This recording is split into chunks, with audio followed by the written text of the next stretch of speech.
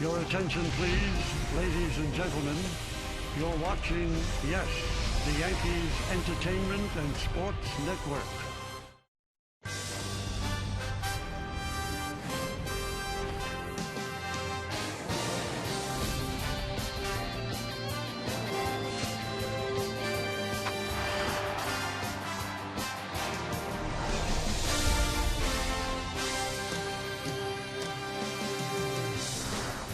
The sunshine in Tampa, shining bright like a star.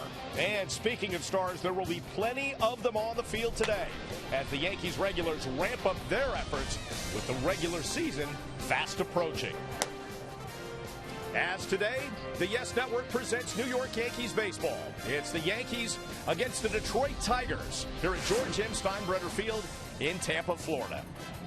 And as always, great to have you with us. Bob Lorenz along with John Flaherty. It is a beautiful afternoon, and Michael Pineda is hoping it will be a beautiful afternoon for him because in the chance to make the starting rotation and impress, he's out to impress right from the first pitch. You know, there's been a lot of conversation about Michael Pineda all spring training long. Obviously, the big acquisition. He's gotten off to kind of a rough start in his last outing, a tough first inning against the Pirates, but he rebounded big time. 5 strikeouts the rest of the way for 3 innings. He's got to do a better job of locating the fastball. Pretty good job of it right there. Did a good job working in and out with that fastball. But like you said, Bob, the Yankees want to see it from the first pitch, have a solid 5 or 6 innings. Here is numbers so far in 4 starts, 1-0, 3.97, but solid all the way through. That's what he's trying to accomplish in the hopes of locking up a spot in the starting rotation. Well, we're almost set to go here in Tampa. The stars are aligning in the daytime. We'll have lineups and first pitch coming up on Yes right after this.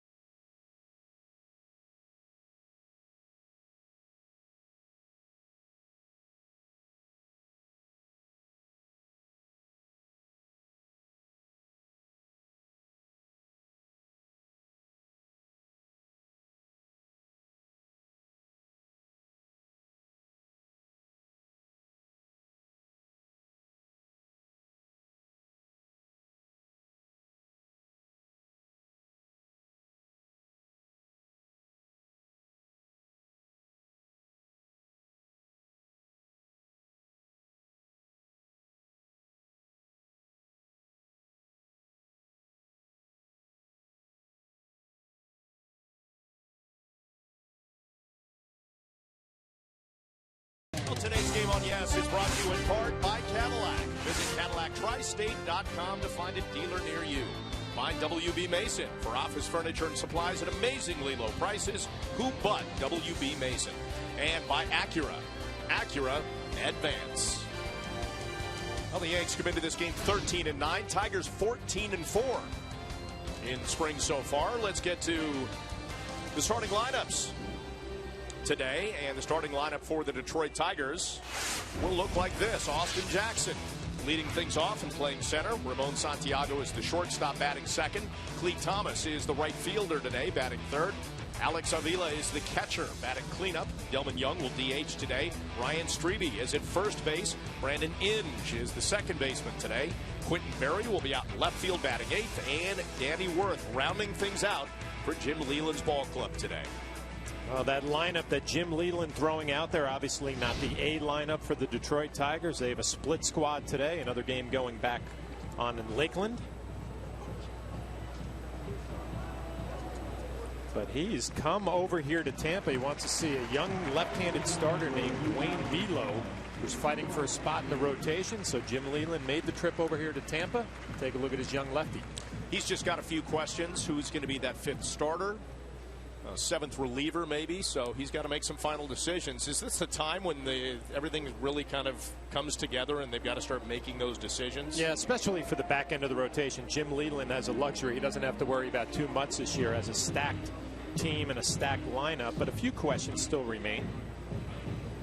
Now, speaking of the starting pitcher for the Yankees, Michael Pineda, how many questions do you think remain about him? You know what? I think there's still quite a few. You see the numbers last year, an all-star season with the Seattle Mariners, and a big acquisition for Montero, the catcher.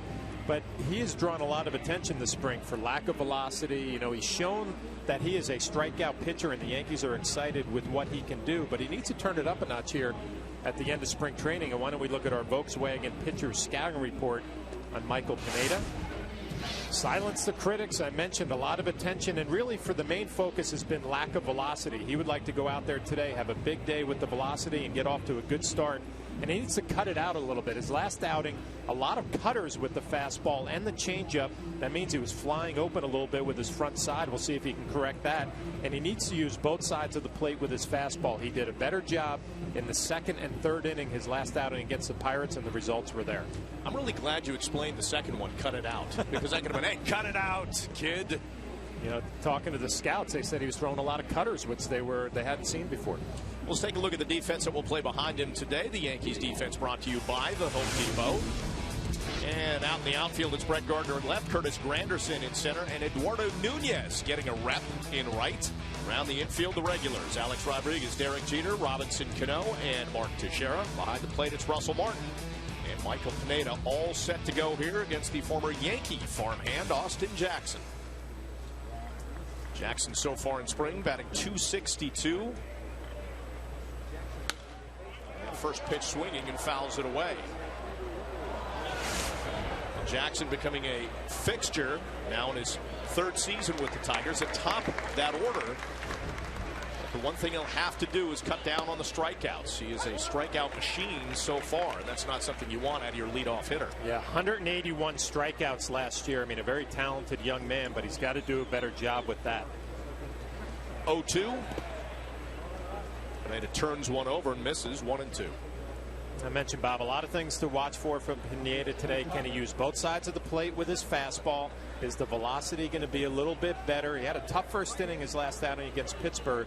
Needs to have a solid outing this afternoon. Pitch in the dirt, evens a count at 2-2.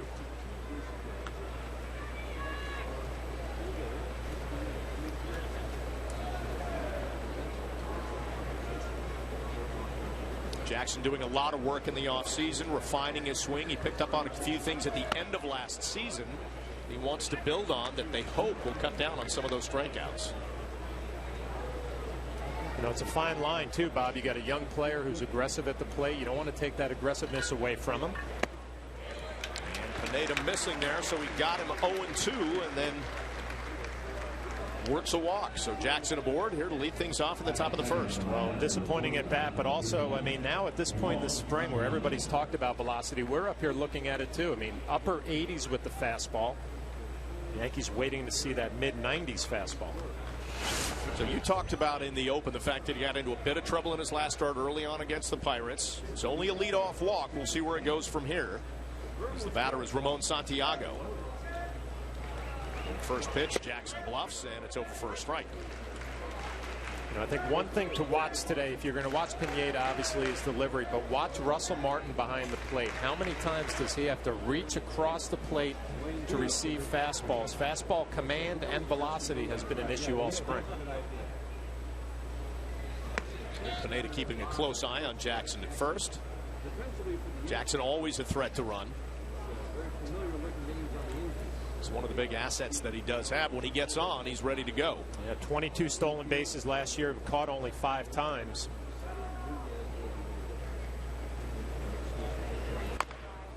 And a little chopper over the glove of Pineda. Just one play for Cano, and that's over to first as the runner advances. Santiago out on the 4-3 putout. Let's take a look at the game time weather conditions brought to you by Toyota. Like I mentioned, a beautiful day here in Tampa, 79 degrees right now. Just a light breeze from left to right. Back in the Bronx, well, that unseasonably good weather has taken a bit of a turn. Mostly cloudy, 54 degrees. March 25th, we should be happy with that 54 degrees, but it's so warm back home. That did sound a little spoiled, no doubt about it. Here's the third batter, Cleet Thomas, playing right field today for the Tigers. 12 homers, 53 runs batted in last season at AAA. First pitch misses, 1-0. Well, a lot of reason to be excited if you're a Detroit Tiger fan this year. Obviously 95 wins last season, did a nice job in the playoffs. Picking up Prince Fielder this offseason, and they're going to have a stacked lineup. Rotation is solid and good back end of the bullpen. Pineda missing again, 2-0.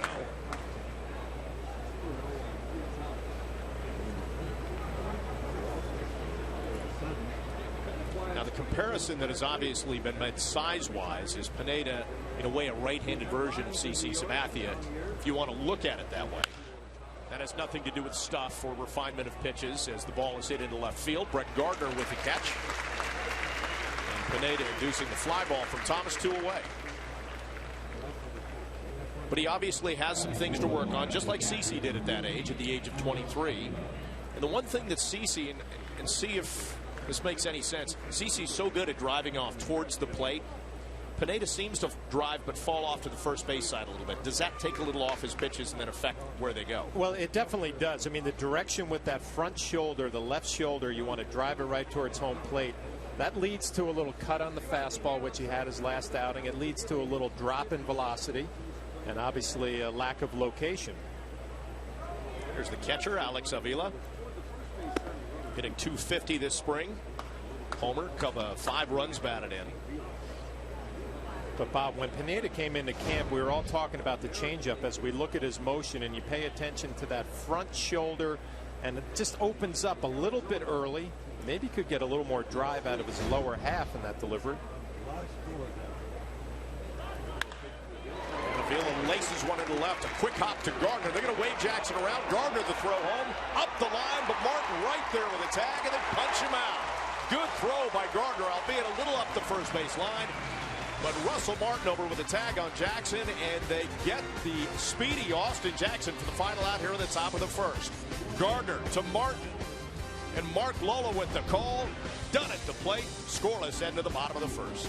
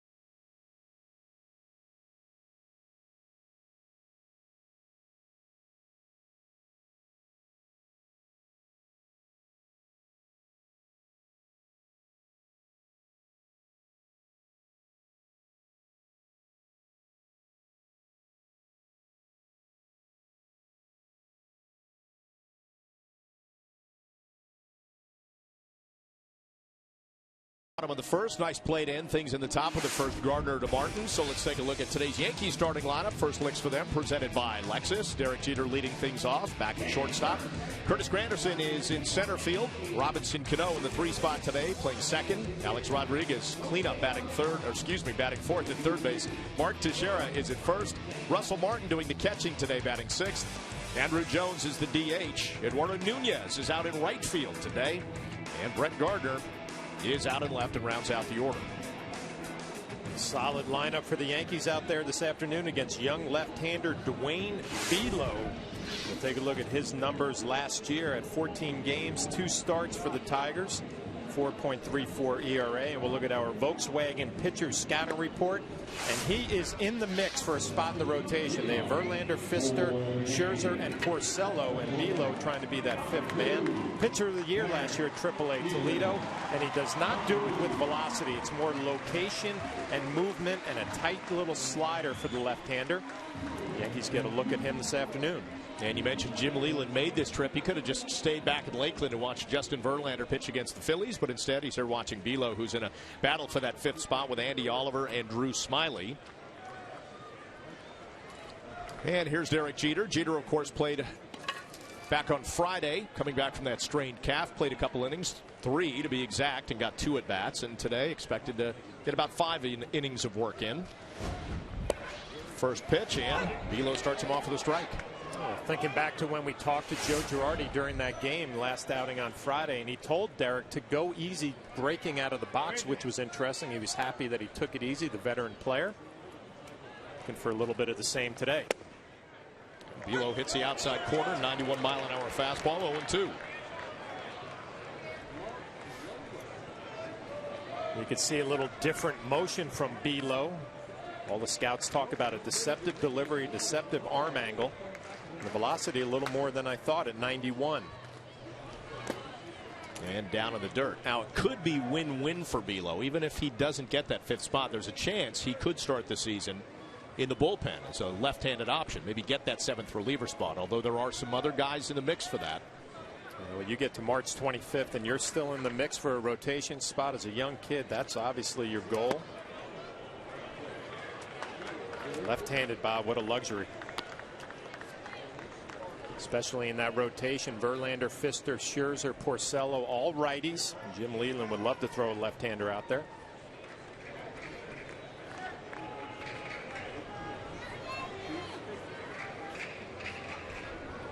And the 2-2 to Jeter. Pitch up, and Jeter out to right field. That chases the right fielder Thomas back to the wall and gone. And just like that, Derek Jeter gets a pitch up and takes it out. The Yankees lead it 1-0.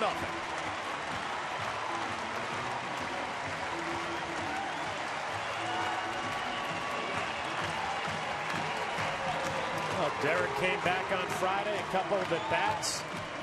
First at bat here Sunday. Looks like the calf feels good, and when you drive a ball like that, you don't have to worry about sprinting around the bases. Avila sets up inside, and as you called it, Bob, it ends up out over the plate. And a little bit of a breeze going out to right field that helps Derek Jeter, but even if he didn't have that breeze, he drives this ball the other way. Yankees on the board. And here's Curtis Granderson. Granderson a homer and 4 runs batted in the spring, hitting at a good clip, 355. Jeter displaying a little power to start things off here against the Tigers and Belo.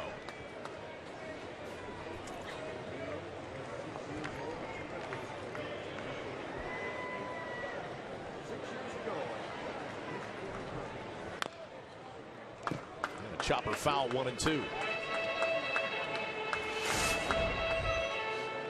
Thinking back to Derek, Bob, nice time to get hot if you're Derek Jeter. You know, you've been battling some leg problems all spring training. Come out here in the 25th, first at bat, hit your first home run of the spring. Look forward to opening day. And a swing and a miss, and Granderson down for out number 1. Let's take a look at the Tigers defense now, brought to you in part by the Home Depot.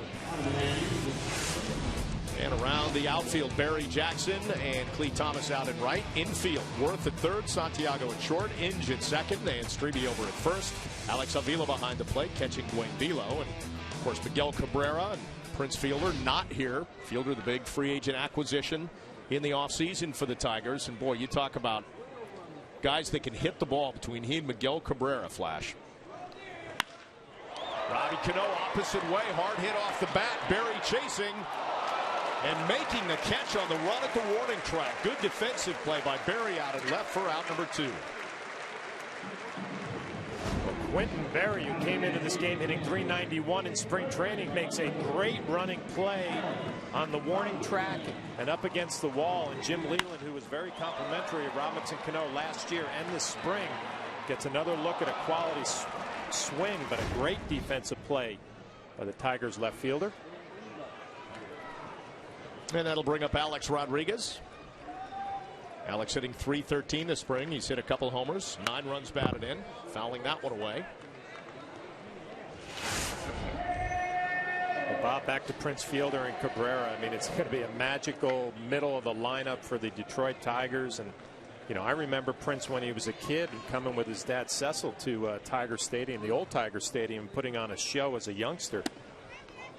Now he gets to do it for real as a legitimate big league star. When how the fortunes change, Prince Fielder took a long time to sign. His agent trying to find him someplace to go, a team that would fit long term, looking for that big deal. And Victor Martinez gets injured, and that opened the door. And the Tigers went and got him.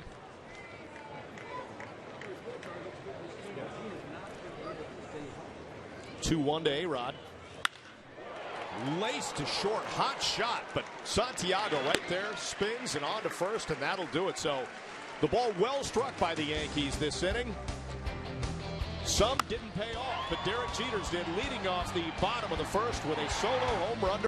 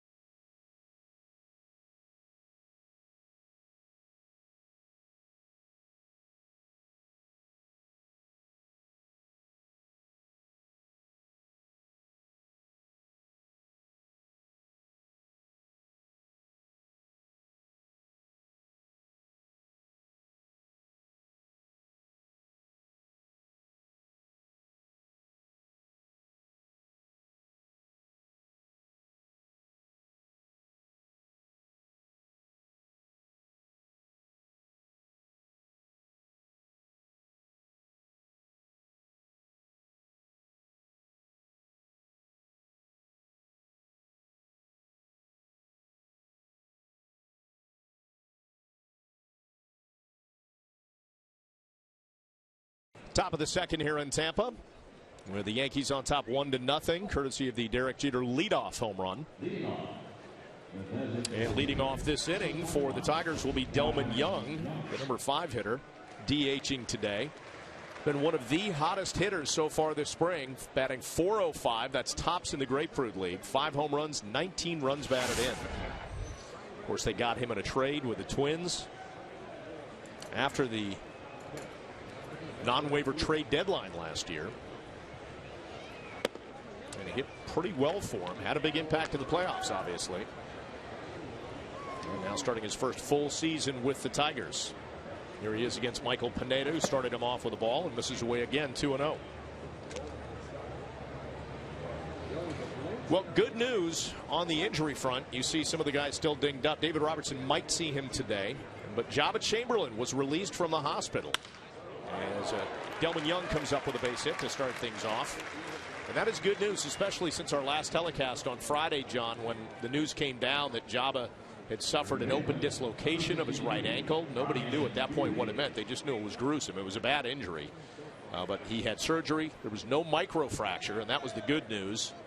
There was a risk of infection, but so far everything's okay, and that led doctors to release him today. Yeah, great news for Job, obviously, and you can't really guess on when he's going to come back, but what they say, 6 weeks in a cast, and you hope to get him back on a mound at some point, but obviously a devastating injury, but some better news for Jabba recently. Yeah, 6 weeks in a cast, a walking boot after that. Jabba saying that he was optimistic he could come back in July. Brian Cashman wasn't so sure. He just said, hey, let's, just be glad he's feeling good. He's out of the hospital, and we'll go from there. We'll talk to Joe Girardi about it later on in the ballgame, top of the 5th, when he joins us. Well, so many things have to come into play, Bob, with that injury. I mean, obviously, the back is right ankle. It's his push off his drive leg. You got to get strength back in the leg and the joint, a little flexibility. Time will tell.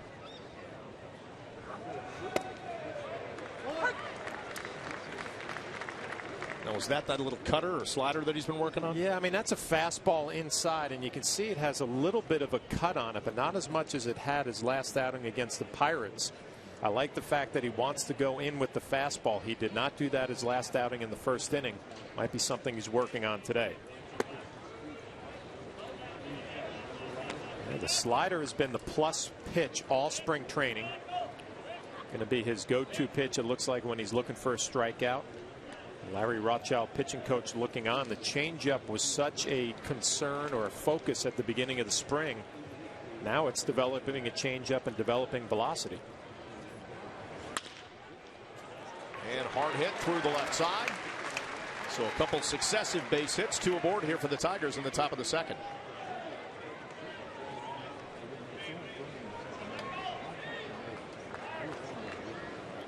And Pineda now will face the veteran Brandon Inge, playing second base today in the absence of Miguel Cabrera, who's been out injured. He's moved over to third for Jim Leland at times.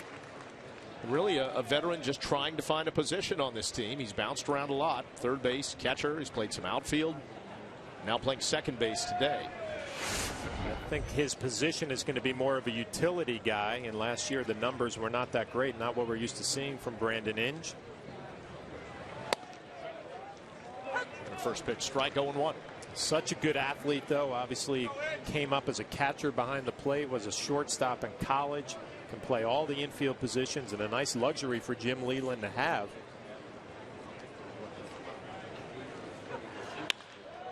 And driven out to left field. Gardner tracking that line drive, and the runners will retreat, 1 away. Well, a couple of base hits and a hard line drive to left field.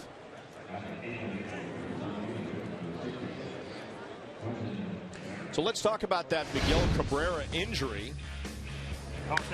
And for Cabrera, this happening, a hot shot off the face right there, a fractured right orbital bone. That happened Monday against the Phillies. Hunter Pence was at the plate, and it just took a funny hop. Now, Jim Leland obviously guardedly optimistic that he will begin the season on time. He hasn't really done anything baseball related, not a lot of movement. They wanted that orbital fracture to be okay.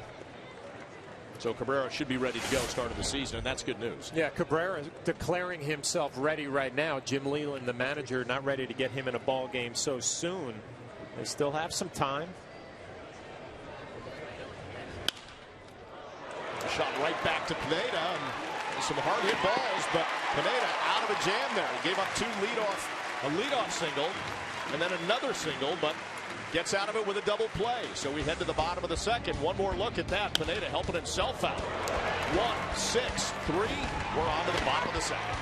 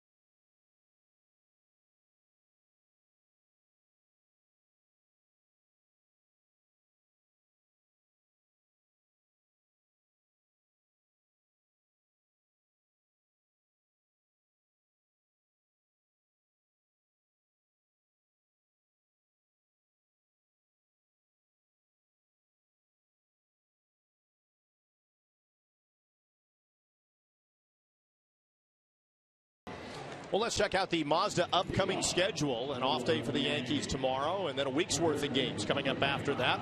We'll have the game for you, yes, Flash and I, on Tuesday night against the Blue Jays here at George M. Steinbrenner Field. That's followed up by a day game Wednesday against the Braves. A couple more home ball games Thursday and Friday, both of them on yes against the Orioles and Phillies. And then a weekend with the Astros. And, of course, the Yankees hoping to open the new ballpark down in Miami for a couple games as the calendar changes to April.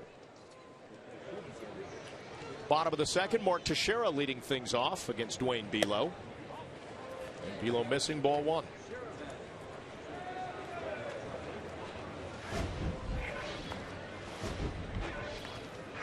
Yankees lead it 1-0 on a leadoff homer by Derek Jeter.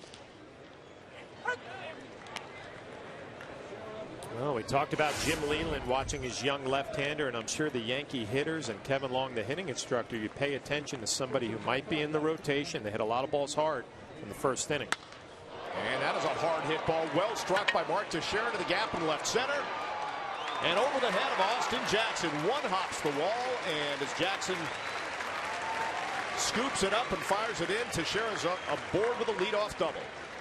Well, nothing worse for veteran hitters when you face a young pitcher that you don't know anything about. A good opportunity for the veteran hitters, Mark Teixeira included, to get a look at Bilo in case he makes that rotation.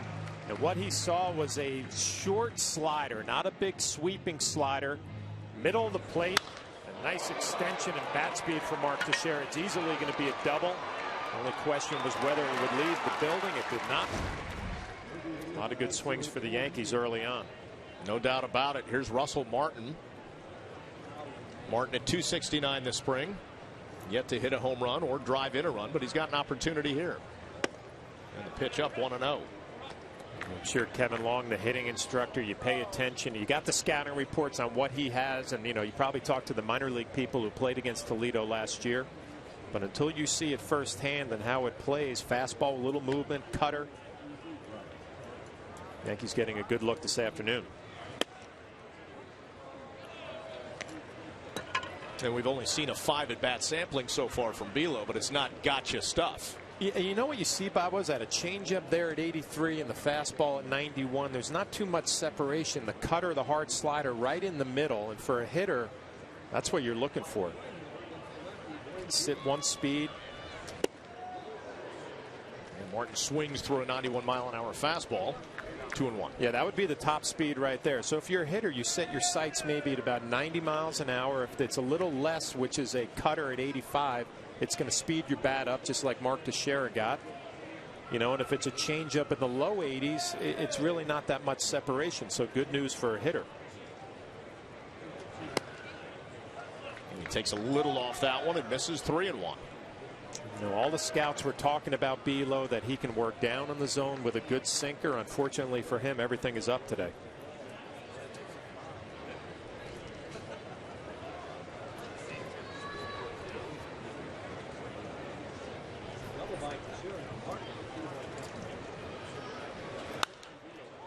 And Martin lifting one foul and into the seats. 3-2.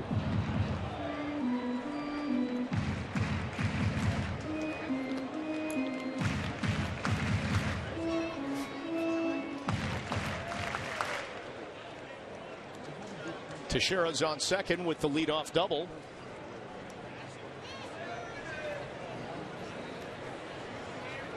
And Martin an opportunity to knock him in. Get his first run batted in this spring. Payoff pitch fouled away and onto the screen. Bob, we always talk about this time in spring training. It's tough for a player because it's almost like the dog days of spring training. You're ready for the opening day to be right around the corner. But for a guy like Russell Martin, it's great to be in there to work with Pineda, who you don't have a whole lot of experience with. Veterans like Derek Jeter, Mark Teixeira, Alex Rodriguez, you're ready to get the season going for real. But Martin's job today working with his young pitcher. And he draws a walk. And let's remember, too, Martin's been here over a month. Pitchers and catchers obviously report before the position players. Sure. Mentally, he's ready to go. Physically, it looks like the groin is not going to be a problem.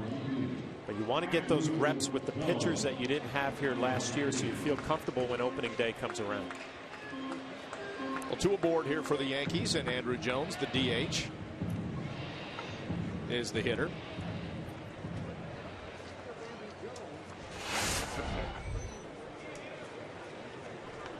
Good spot for him to do something here with a couple aboard and trying to get the bat going. We'll see him a lot, obviously, in the regular season against left-handers.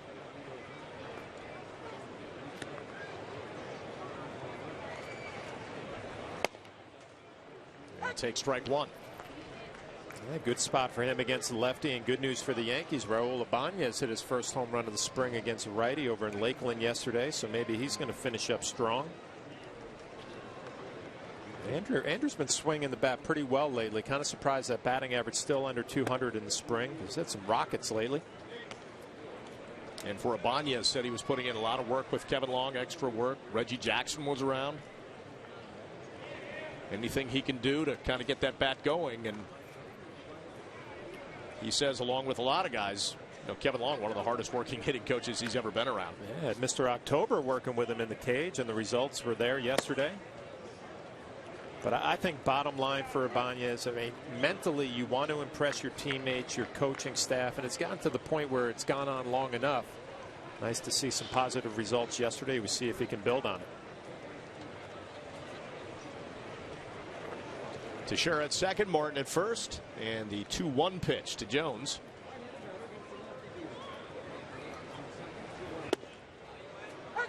Check swing, evens the count at 2-2. Yeah, best hard slider that Belo has thrown this afternoon, and Andrew Jones just got a look at it. A good one with a 2-1 count. It's going to be his bread and butter pitch. It's not the big sweeping slow slider. It's almost like a hard cutter. Gets a check swing for strike two.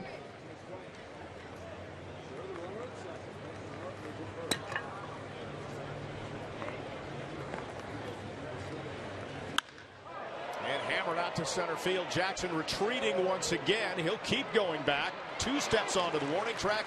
Makes the catch, but both of the runners will tag. So that ball deep enough off the bat of Jones to move the runners up to second and third.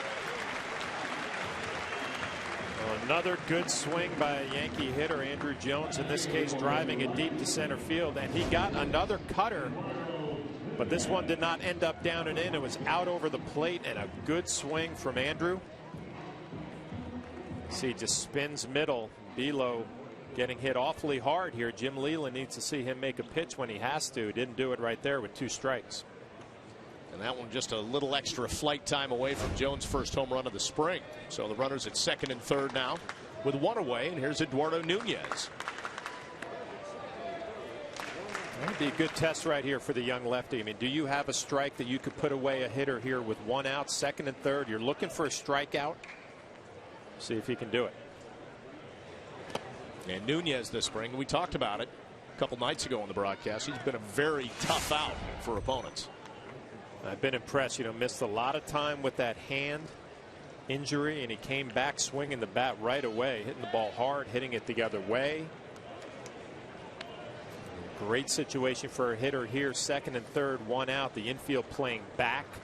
Set your sights middle of the field, hit a hard ground ball, line drive, and you're in business. And a pitch up, 2-0.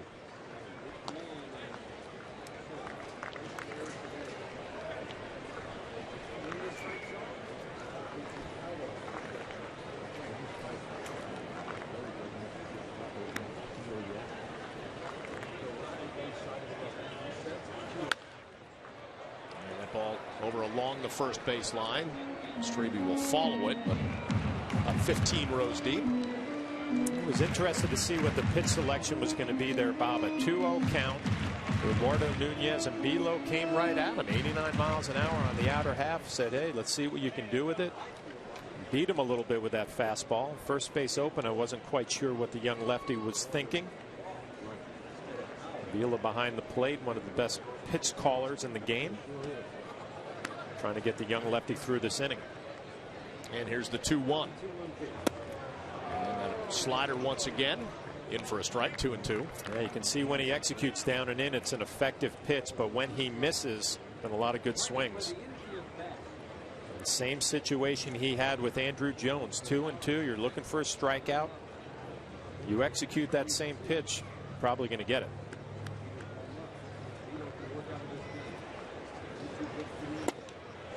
And he does, and he got it for the second out of the inning. Well, that'll impress Jim Leyland, manager of the Detroit Tigers. Behind in the count 2-0. He fights his way back to 2-2 and then throws a great pitch down and in. Gets a called third strike. Now an opportunity to work his way out of this tough second inning where a lot of balls have been hit hard. Well, he has been a reliever. This is his second start. He's also made 3 relief appearances. So used to some pressure situations, no doubt about it. He's trying to work out of a second and third here. 2 away, and Brett Gardner in the 9-hole is the batter.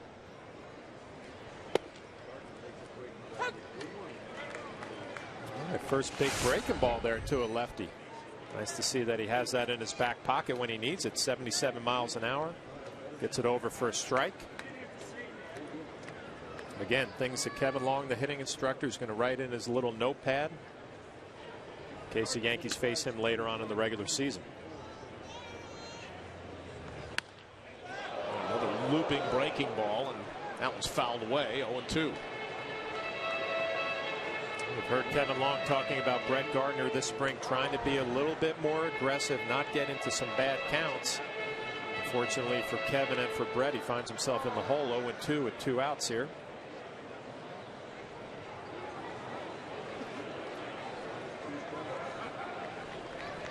Chance to build on the Yankees' lead. Jeter homered, bottom of the first to make it 1-0. Teixeira's on third, Martin at second, and the 0-2 to Gardner.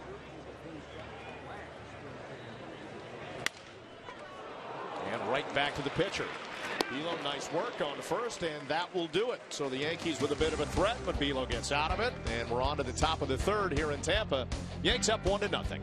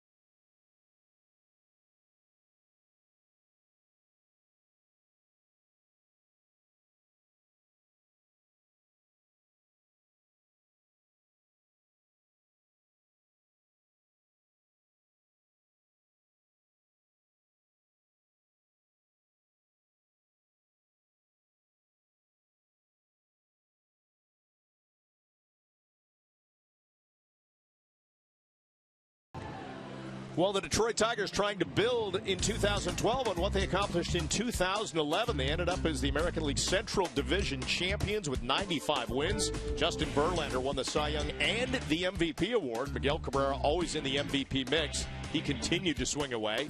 They ended up losing, though, to the Rangers in the American League Championship Series. So the journey to get to the World Series and win it for Jim Leyland's ball club, not accomplished despite a very good year. And one of the reasons Mike Ilitch was willing to go out and write that big check to get Prince Fielder, especially when Victor Martinez went down. You know, that's going to help, but also I think the addition of Pfister last year really gave them a boost coming down the stretch and in the playoffs. They're going to have him for a full season. That should be a great addition, great help. And he was a trade acquisition from the Seattle Mariners, as is the man on the mound right now, Michael Pineda, who has struggled a bit here in the first 2 innings, but managed to keep the Tigers off the board. They've hit a few Ball's hard against him. Danny Worth is the 9-hitter in the order today for the Tigers, playing third base, and he's got to count even at 1-1. You know, about getting back to the Tigers and what they did last year, taking care of the Yankees in the first round. Max Scherzer, for me, was really the guy that stepped up in the postseason last year. And I remember you and I and Jack doing a pre and post game saying, we know he has the stuff. Can he step up and beat the Yankees? And you know what? He answered a lot of questions. He shut me up last year because he had a nice postseason. And sometimes Scherzer can be his own worst enemy. Gets the pitch count up. You know, his last outing, in fact, yesterday against the Yankees, solid, an economy of pitches, and when he does that, he's able to get guys out and stay in a ball game. Yeah, there's no question that he had the stuff. We just didn't know if he had the mental makeup to do it, and he proved it to everybody. No swing there by Worth, so the count is 2-2. Now, last year, 95 and 67, they win the American League Central by 15 games over the Cleveland Indians.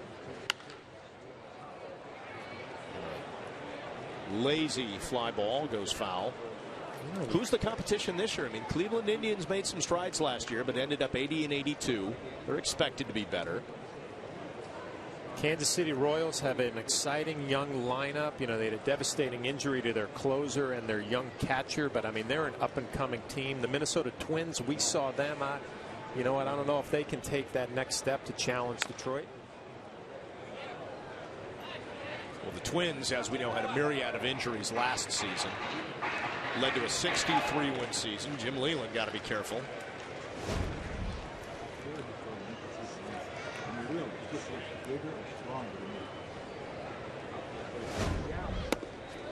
And the 2-2 just misses outside Worth. The count goes full. The White Sox in the offseason dealt some players away. I'm wondering where the competition comes from. Kansas City, can they be legit, or are they a year away? But you mentioned the loss of Joaquin Soria, who's now going to have Tommy John surgery. That's huge at the back end of their bullpen. Well, it really is, and you can see Pineda shaking his head a little bit. A leadoff walk here to the number 9 hitter. You know, and talking about Scherzer, you know, can Pineda be that guy for the Yankees? And we'll take a look at the last pitch. Tries to go right at him with a fastball, yanks it off the plate a little bit. Martin tries to bring it back, but can Pineda be the Max Scherzer for the Yankees this year? Power arm. See if he can get to the next level. Well, they want Pineda to get his work, but they want that to be extended into the 5th and 6th inning. That's what they'd like to see. That was a 9-pitch at bat with Danny Worth, and now back to the top of the order and Austin Jackson. Jackson drew a leadoff walk to start the game.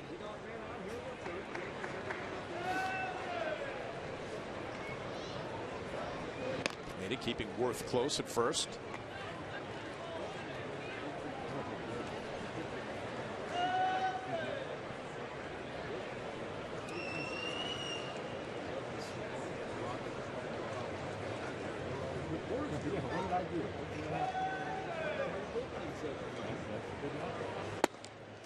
And missing inside, 1-1. Now, is he working both sides of the plate, or is that in itself what we just saw, maybe just a little erratic? You know what, he's trying to go in with a fastball, it looked right there, but again, it has this little cutting action that's bringing it back towards the plate. Obviously a little tougher to control. Only one person we know, Mariano Rivera. Good changeup there. Located down and away. Unusual to see a right-handed pitcher in Pineda working on a changeup, throwing it to a right-handed hitter in Jackson. Good spot down and away.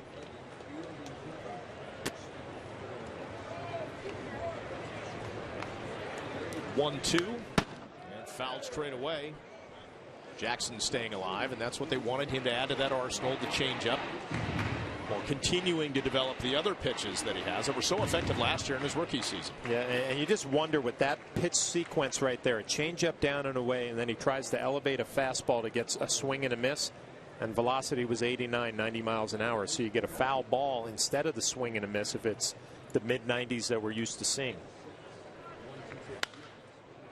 And takes some off that one. And pops it up to first. Teixeira's got it, one away. How did you like that for an out pitch? You know what? That's the slider, and that's been the most consistent pitch for Pineda this spring. And the pitch that, you know, the highlights and some of the games I've seen, that when he needs a big pitch, he's going to go to the slider. And you can see why. It's a good one, located down and away. Gets an easy pop up to Mark Teixeira. But when you get to this point in spring training, Bob, you'd like to see it all starting to come together, where you have all three of your pitches where you want them to be. And a strike to Ramon Santiago. Santiago grounding to second in his first at bat.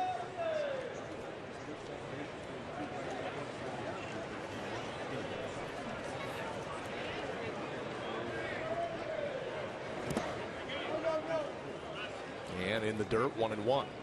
Now, does the lack of velocity have anything to do with the fact that he spent so much time working on the changeup and maybe trying to develop that slider? You know, there's definitely something to that, but I think that the lack of velocity has been such a focus of camp that you would hope you'd be starting to see it by now, where even if you're Russell Martin, Larry Rothschild, the pitching coach, you go out with a game plan saying, let's establish the fastball. We'll worry about the changeup later. And Worth bluffing at first. Martin, though, throws down, so strong throw, but maybe Worth rethought his decision because he broke and then turned back. Yeah, and Russell Martin, you hear that he's going for Mark Teixeira. He bluffs it, but you know what? You can't see the runner with the left-handed hitter in Santiago at the plate. Look at that cutter. It looked like a changeup that cut in. He stayed with it and makes a nice throw. But that's where the first baseman communicates Mark Teixeira is going, and then you have to let him know that he stopped. Another breaking ball. 2-2.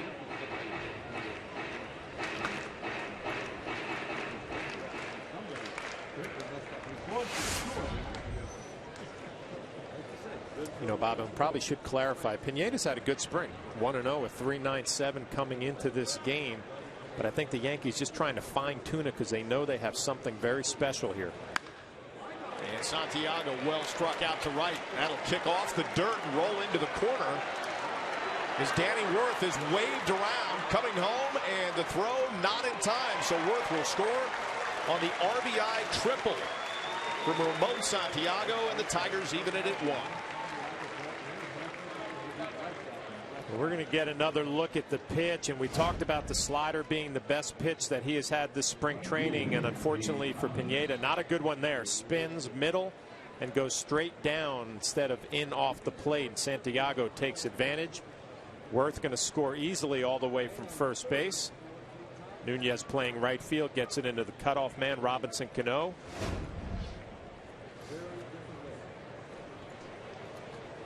So Santiago is at third for Cleat Thomas. Thomas flew out to left field in his first plate appearance. And a fly ball deep enough will give the Tigers the lead.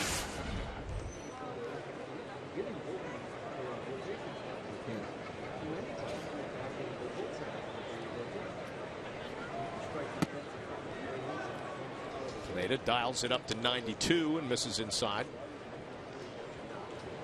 Well, Joe Girardi and the Yankees playing the infield back early in the game. And Thomas an opportunity for a ground ball up the middle, pick up an RBI. Driven foul down the left field line.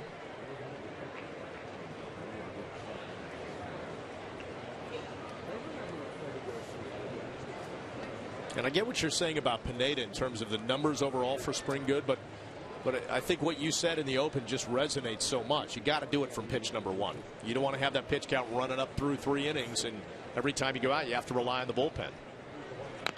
And that's a bit of a wall that Ivan Nova faced, if you remember when he came up a couple years ago. It was 4 or 5 innings and that was it, even starting last season, and then he started to figure it out. Yeah, and you know, that's a great point about Nova. Great comparison, as you could see the pitch count first, second, and third inning.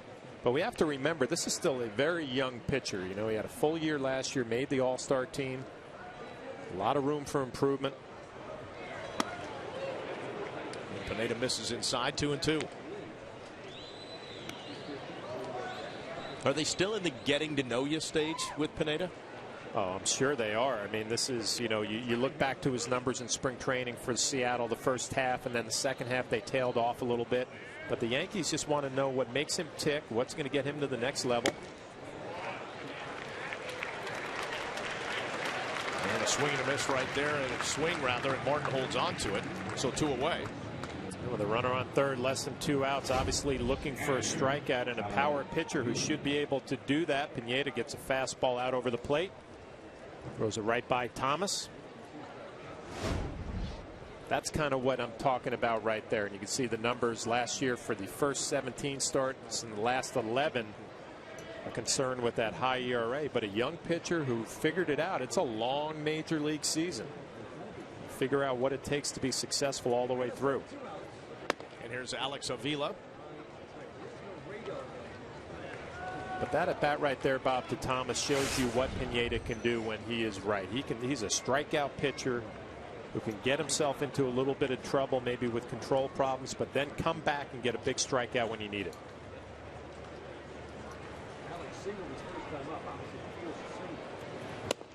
And a swing and a miss right there. Moves the count to 1-1. Pineda coming off a rookie season in which he threw 171 innings for the Mariners.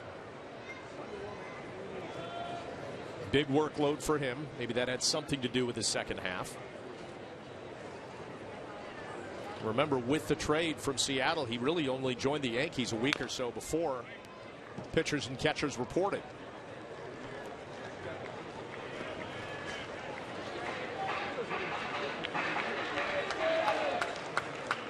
Again, ahead in the count here, 1-2 with 2 outs from a strikeout pitcher with a runner at third. One of the reasons Russell Martin is behind the plate, getting to know what your young pitcher is going to want to do here in a strikeout situation, being ready to block the slider or the changeup. The regular season comes around, this will be second nature for both of them.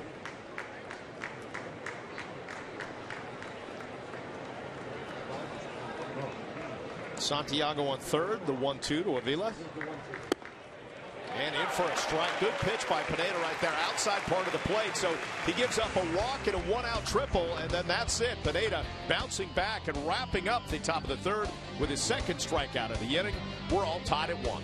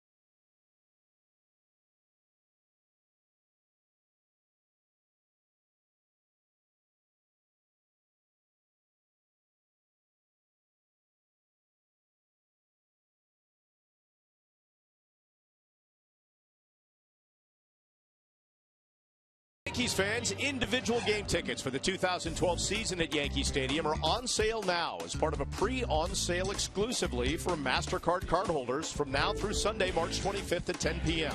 To use your MasterCard to purchase tickets, visit Yankees.com/priceless or call Ticketmaster at 877-469-9849.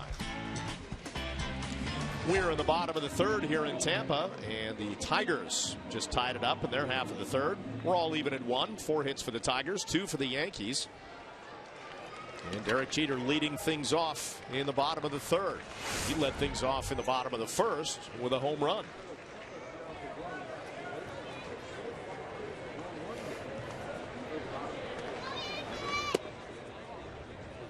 Pitch from Below misses, 1-0.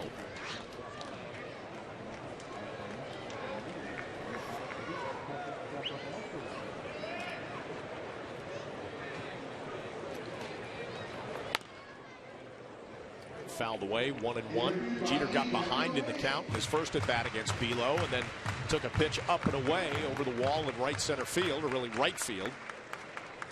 A line shot out to right to make it 1-0 at the time.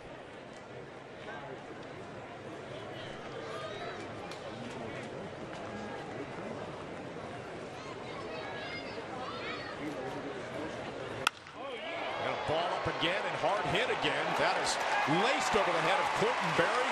Gap in left center. Jeter racing to second, and he will pull up with a lead-off double. So 2 well-hit balls by Derek Jeter today. And this one here to start the bottom of the third. Well, good sign for Derek Jeter. Obviously, the cap doesn't look like it's a problem, but you're right about 2 balls hit right on the nose. A home run to right field, and he gets a little cutter in, speeds up the bat just a little bit, and drills it to the gap in left field. One of these parts of spring training, Bob, you know, when you have a young pitcher out there and not a veteran catcher, but a guy like Avila behind the plate, the manager and the pitching coach will ask between innings, you know, what's he doing out there? How does he look? How does he compare to our other guys? The conversations that happen during spring training, because Jim Leland wanted to watch him with his own eyes, but the catcher obviously gets a better look. Avila doing a nice job telling him what this kid has, what he can do, what he can't do, and you keep watching. And to the right side line, but caught right there by Strebe. So Curtis Granderson, well hit, but unfortunately well placed right into the glove of Strebe, 1 away. Well, you're at this point in spring training, you just want to keep those at bats hitting the ball hard, and Curtis has had a nice spring training, another hard hit ball. Here's Robbie Cano, lined out to left field, and Jim Leland, some strong words about Robinson Cano in a good way yesterday. Said, I think I have as much respect for Cano as any opposing player, as any player I've managed against. I just think he is so special. I think he, to me, is a great, great, great ball player. And he says he doesn't hand out compliments like that very often, so you've got that much respect for a guy. And he was even saying that when he saw him in his rookie season. Murderers Row and Cano. Now he's graduated to a middle lineup guy. But, you know, the one thing that reading those quotes from Jim Leland, he said he makes it look so easy. You know, it's a flick of the wrist and the ball jumps off his bat. And his first at bat hit a rocket the other way. Fouled away and quickly 0-2. Wouldn't say that Robinson is a patient hitter, but he's been so much more patient in the strike zone. Unusual to see him swing at a pitch up right there. Jim Leland still trying to figure out, how do I get this left-hander out? The rest of the league still trying to figure out the same thing. Now, might Cano have that approach because he knows that, you know, he's not getting 98 miles an hour. He's getting something that he thinks he can turn on. Yeah, this is a comfortable at bat for Robbie. He doesn't really have to worry about the big sweeping breaking ball.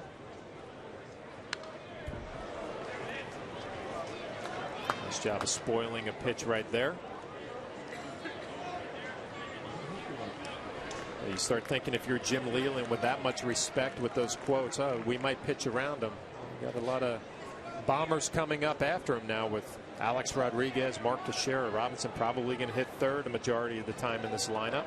And in some cases you might pitch around him, but when you're trying to find out what Below can do, right? I mean, you got to see how he handles situations. Exactly. Like this. Misses inside.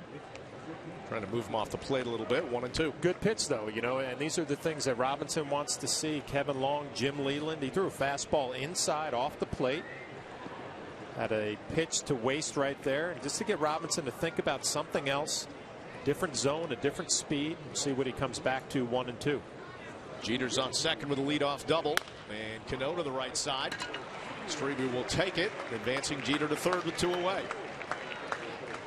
Nice job. The young kid wins the battle right there, and I think that fastball in off the plate 0-2 caused Robinson to leak a little bit on the curveball, rolled it over for an out. So the young lefty wins this battle. And this was after the fastball in. You can see Robinson leak a little bit with the front side. Routine ground ball. So Jeter on third now with 2 away. And that'll bring up Alex Rodriguez, who grounded to short in his first at bat.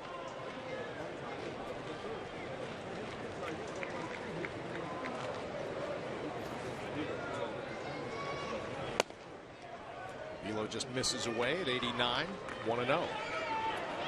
You see Velo right there, thought he should get that pitch down and away. He's got to remember Alex Rodriguez up at the plate, and you're a young kid trying to establish yourself.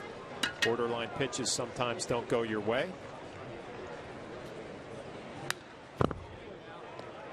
And fouled away, evens the count at 1-1. Alex, another guy who's been hitting the ball very hard this spring, and the other good news, no issues with any kind of knee, hip, big toe, anything. Feels good.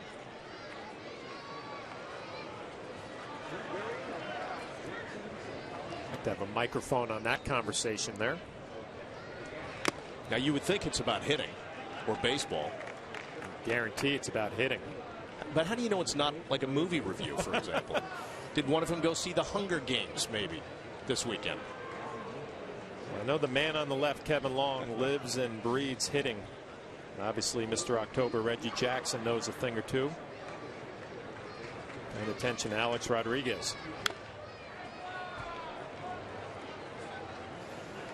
Alex staying alive, 1-2. Velo's starting to show me a little something here in the third. All of a sudden, that cutter's a little bit better. His rhythm out there is a little bit tighter.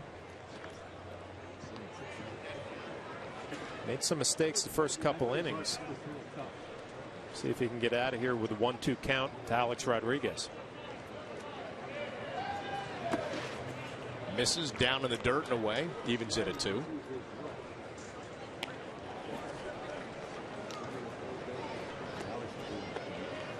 The idea of using an economy of pitches changes for a guy who doesn't throw hard. Is that fair to say? Yeah, I mean, you have the luxury if you're this kid, nibble a little bit off the plate. He showed us early on when he makes mistakes in the middle of the plate, it's going to get hit hard. So he's got to work the corners and just off and hope that the hitter is a little too aggressive. And Alex, a chopper to short again. Another ground ball to end it inning, just as he did in the first. The Yankees with the leadoff double by Derek Jeter, and they leave him stranded as we head to the fourth, all tied at 1.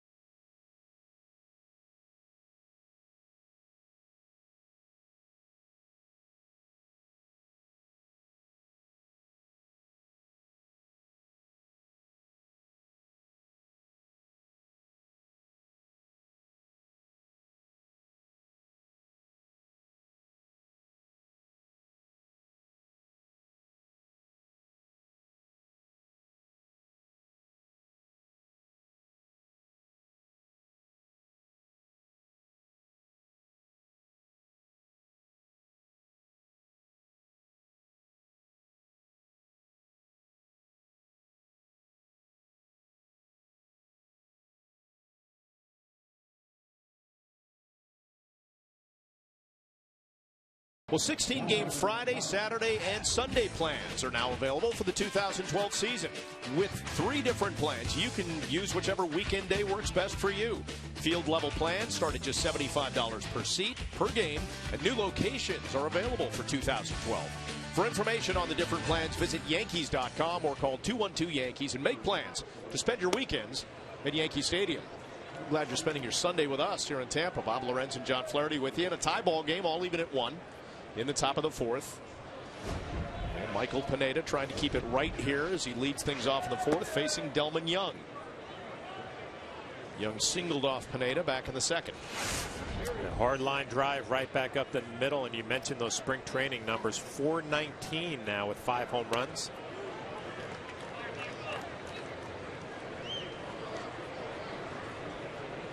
Always watch Delman Young, and we know how aggressive he is. He had 168 at bats last season with the Tigers and walked 5 times. So you get to a count like this, just don't throw him a strike and see if he'll swing. Grounder to third. Alex Rodriguez has got it. 1 away. Good job right there from Pineda and Russell Martin. You throw a slider off the plate. Sounded like a broken bat off the end of the bat. An easy play for Alex.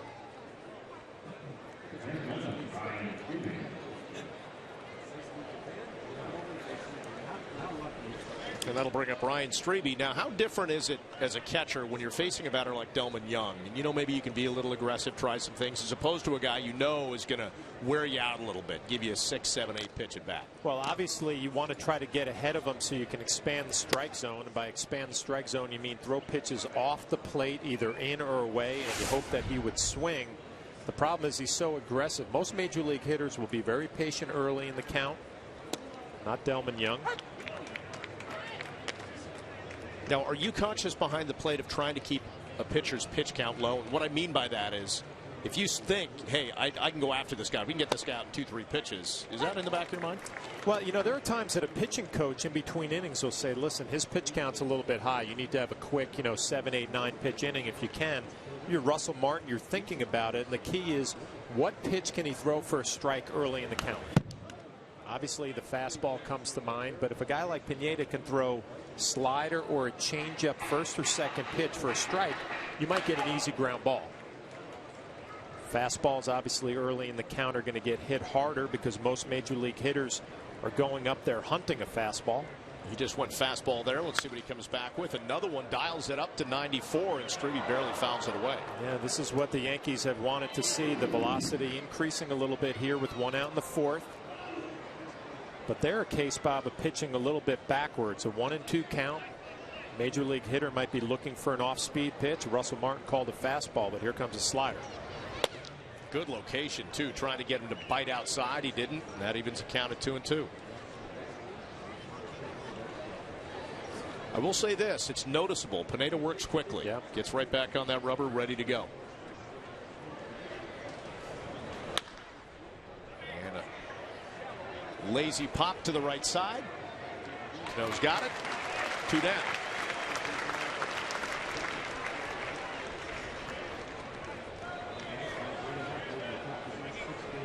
Pineda looking for his first 1-2-3 inning. And extend his outing here. He's at 65 pitches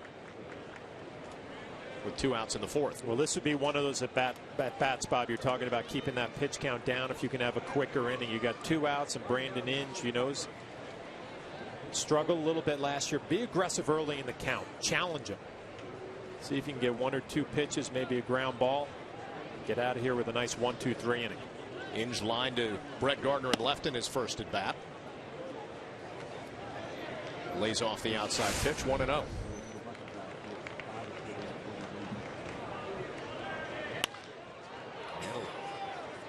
Fly ball to center field, and Pineda has his 1-2-3 inning as Granderson hauls it in. So let's take it to the bottom of the 4th. Still even at 1 in Tampa.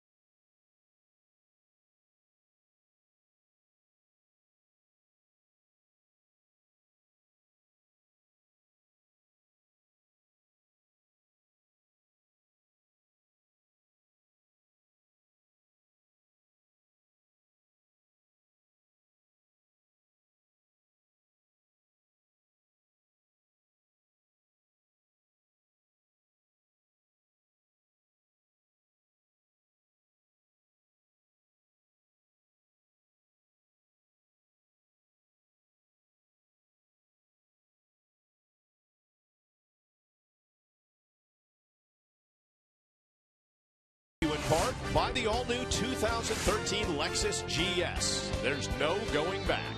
By 5-Hour Energy, when you got to get stuff done. And by Hyundai, take the wheel of a new Hyundai at your local Hyundai dealer. On to the bottom of the fourth. Beautiful day here in Tampa. We say that a lot. All tied at 1 with the Tigers. Joe Girardi's guys benefiting from a leadoff home run in the first from Derek Jeter to make it 1-0. And the Tigers get one back in the top of the third. Mark Teixeira will lead things off here in the fourth. Teixeira a double leading off the second. He got as far as third. There he goes again against Dwayne Belo. Fastball in at 90, strike one.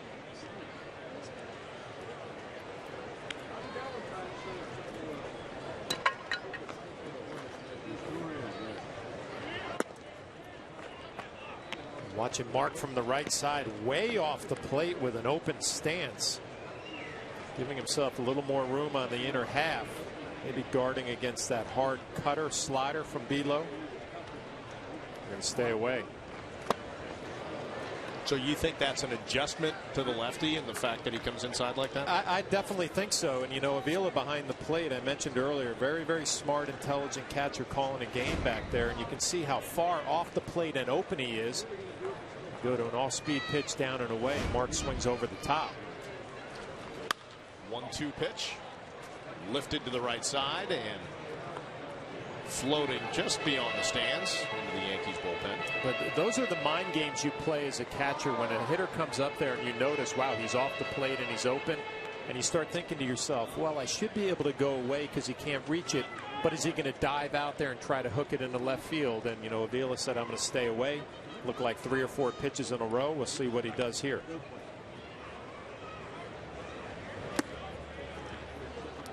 Change up, down and away.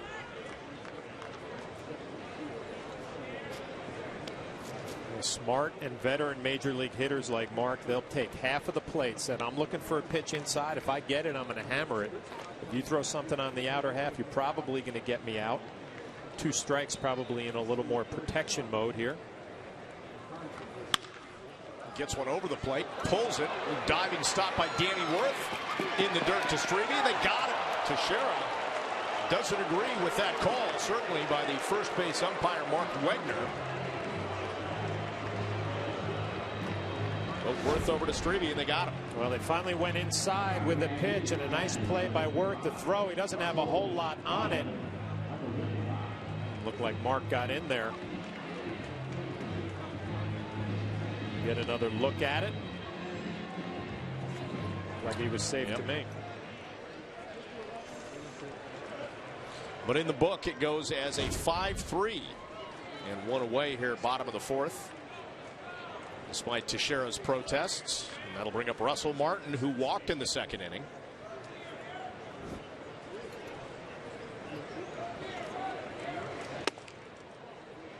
Belo starts him with a breaking ball. Ball 1.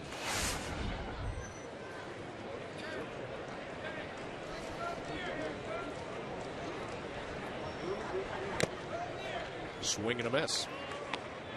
Belo starting to find his groove a little bit, huh, Bob? In the third, now the fourth inning. I'm sure just what the Tigers front office and coaching staff was looking for. Hit hard the first 2 innings, settling down now. As Pineda did in the top of the fourth, they should have hit a few more balls at the range maybe before they came out. Well, I'm sure the emotions were flowing for Belo in this ball game. You come here to Tampa facing the Yankees, maybe not their opening day lineup, but a very representative lineup. Fighting for a 5th spot in the rotation. I'm sure he was excited. Well, most of the regulars in there. Starting infield, Gardner in left, Granderson in center, Morton behind the plate.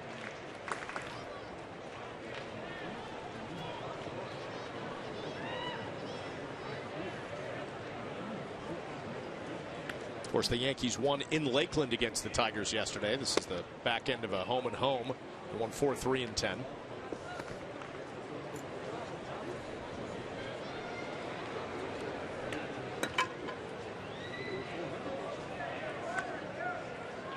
And the 2-2. And Martin will chop it to the left side. Below, off balance throw, and they got it.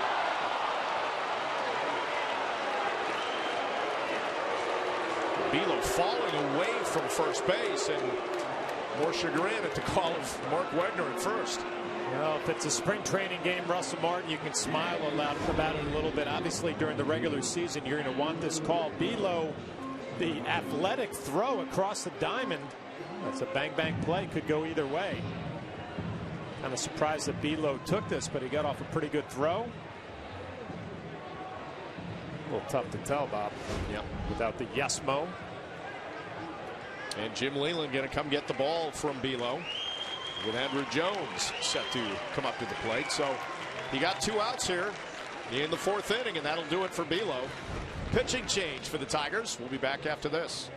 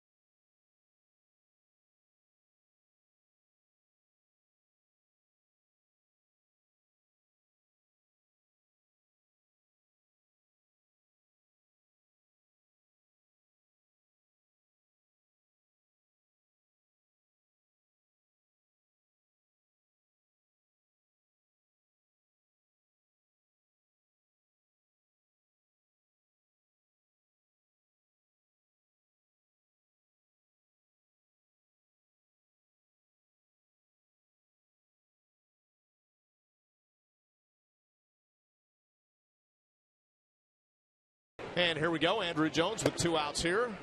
Bottom of the 4th, and a new pitcher, Colin Ballister, for the Tigers.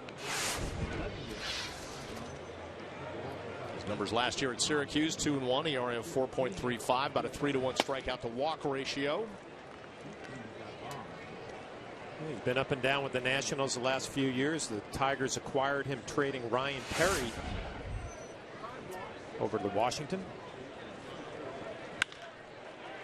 And a hard hit to short. Santiago knocking it down, but that's all he can do. And Jones is aboard.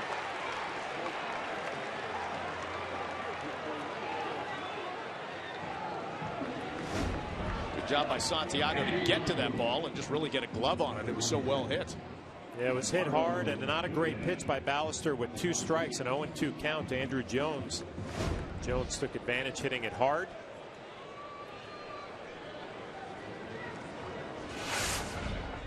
And here's Eduardo Nunez. Struck out looking in his first at bat.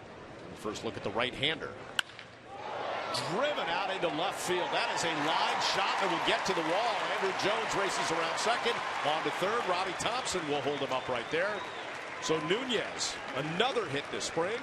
Second and third with 2 outs. You can see the ball jumping off of his bat. We saw the other night hitting the ball the other way, Friday afternoon's game. Here he jumps on a first pitch fastball and drills it to left field. Mentioned missing some time with that hand problem, but since he's been back in the lineup, he has not missed a beat, hitting the ball the other way and hammering this to left field. And you notice that Ballister obviously throws harder than the starter Below, but it's like his fastball is pretty straight as well. And So far, Jones and Nunez have taken advantage. We'll see if Brett Gardner can here with 2 outs. Second and third. Gardner grounded back to the pitcher in his first at bat. It's funny you bring that up, Bob. I mean, major league hitters, they'll feast on mid-90s fastball as long as it's straight as a string, and that's what it looks like from Ballister. Always the conversation in the dugouts. What's the movement on the fastball? Does it sink or cut? That's 95, but again, straight.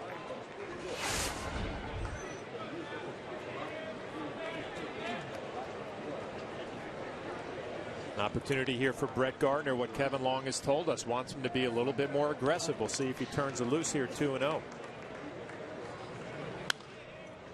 He did. Fouls it away.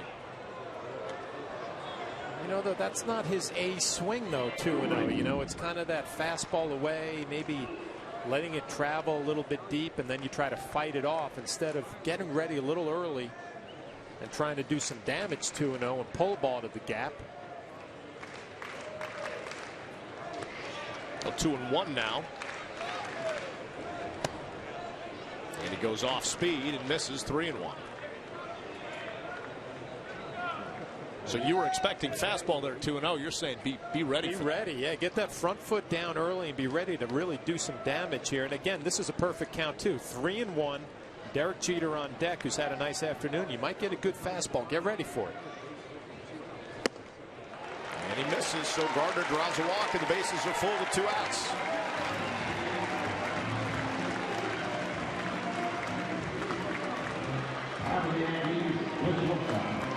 And that will bring up Derek Jeter. It was a homer and a double so far in this ballgame.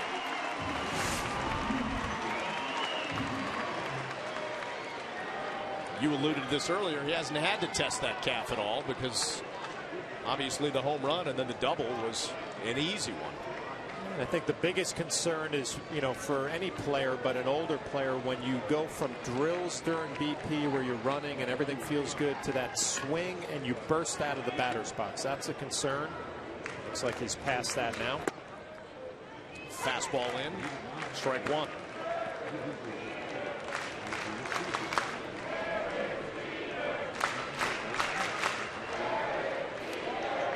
Derek Jeter chant from the crowd here at George M. Steinbrenner Field. Saw the runners, Jones at third, Nunez at second, and Gardner at first. And Jeter holds up 1-1.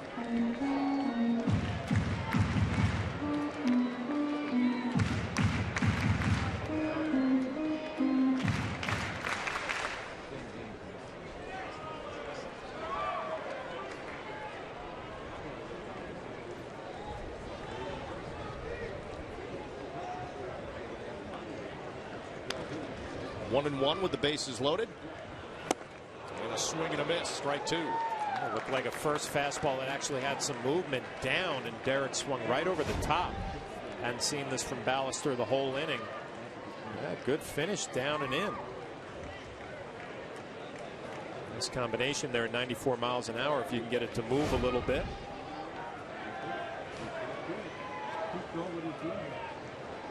And now the 1-2 pitch. Goes away again. Jeter holds off 2-2. Well, that's 2 blocks on 2 sliders this at bat from Avila behind the plate. He's turned himself into an all-star player, and he makes this look easy. This is not an easy play. A slider down and away and blocks it perfectly towards home plate. Holding Andrew Jones at third, saving a run for his young pitcher.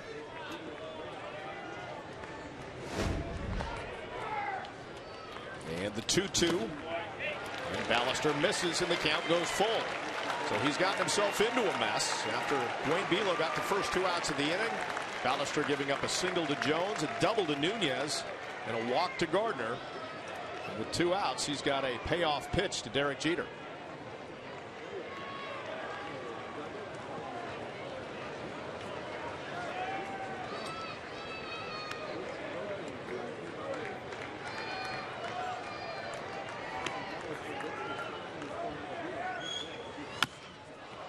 Chopper and foul. Nice job by Derek spoiling that pitch. Tough pitch down and away, borderline strike. Really going to go have a conversation. The runners will be on the move again. 3-2, 2 outs. So you've shown him fastball. You've shown him a good moving fastball. What do you come back with? Well, the problem is, and I'm sure it's part of the conversation, if he can throw a slider for a strike, he might get Derek Jeter because he's thrown 2 that have been down off the plate in the dirt. You can execute a 3-2 slider for a strike with 2 outs. A tough pitch for a hitter to be ready for. 2 outs and the bases loaded, too. The walk will push a run across and give the Yankees the lead. Here we go, 3-2. And a fastball chopped over to Santiago and over to first, and that will do it. So Ballister gets into and then out of his own mess. We head to the top of the 5th. We'll hear from the skipper, Joe Girardi, coming up. Ground ball ends it there. We're all tied at 1.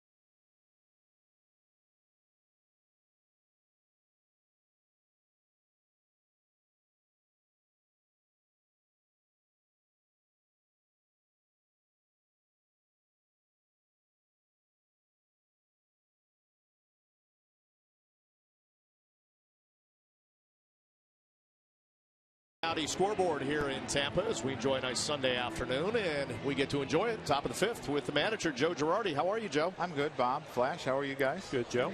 Doing great. Michael Pineda, we said, wanted to have a nice afternoon, really kind of make a mark right from the outset. What do you like of his stuff so far? Well, he's used the inside part of the plate pretty well to right-handers. His slider's been pretty good. He's thrown some change-ups, played some pretty decent defense behind him, and got a double play when he needed, and he got a couple big strikeouts when he needed. So he's doing all right. Got into some jams first and second inning, but 4th inning, last inning looked very good. A 1-2-3 inning, and he starts things off facing Quentin Berry. Now, how important is it for a young pitcher just to listen? I know he threw 171 innings in his rookie season last year, but just to have that kind of inning, just to feel good and keep going in a game. Well, I mean, you want to get deep into a game, and you have to have some innings like that if you're going to do that. A couple innings he walked the leadoff guy, and that can lead to a lot of pitches in a longer inning. So it's that first batter. I mean, it's so important to get keep him off the base because it really decreases their chance of scoring.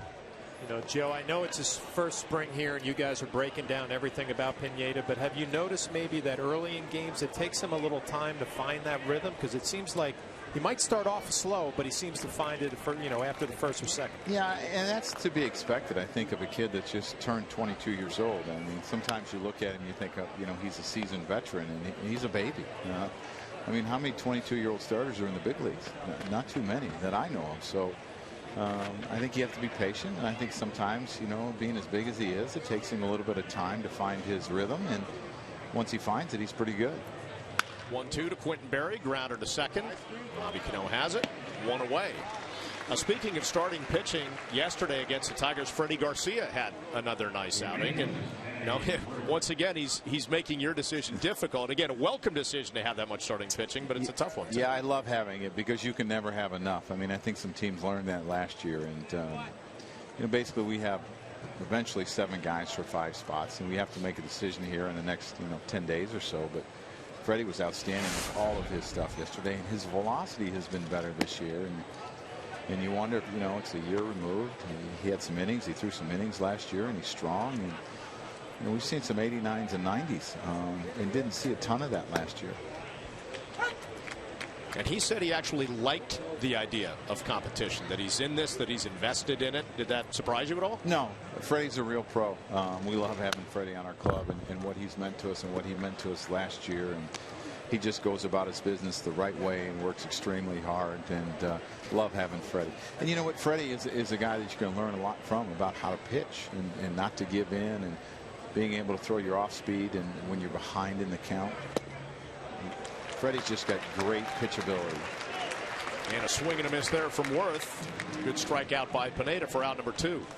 A 1, 2, 3, 4th inning, now having a strong start to the 5th. Let's talk about Derek Jeter. Obviously, the calf an issue, but it looks like he's locked in today. Yeah, I mean, he had 2 really good swings today, and as I told him, we're going to move slowly on this. He played 3 innings the other day. He's going to play 5 today, and I'm glad he got 3 at bats. And you probably won't see him run a lot. You probably won't see me send him a lot, for the next week or so. I mean, I want to make sure it's healed, but he feels good, and that's a good thing for us.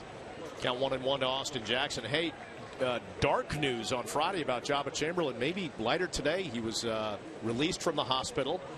Some very good news there. What did you think? Yeah, I'm happy. I mean, the biggest concern right now is the infection, and then we'll get through that, and he'll start basically healing up, and his rehab should start.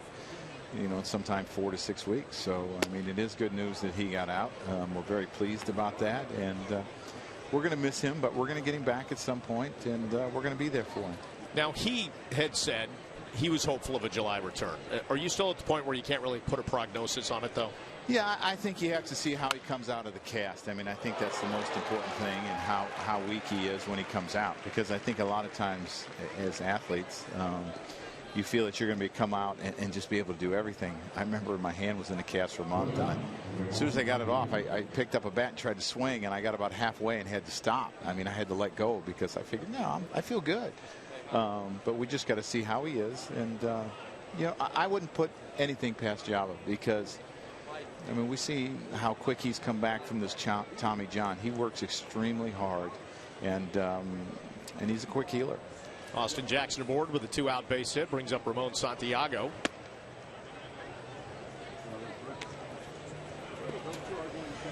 Now, there was a thought that we might see David Robertson in this game. Is that going to happen? That thought is going to happen, yeah.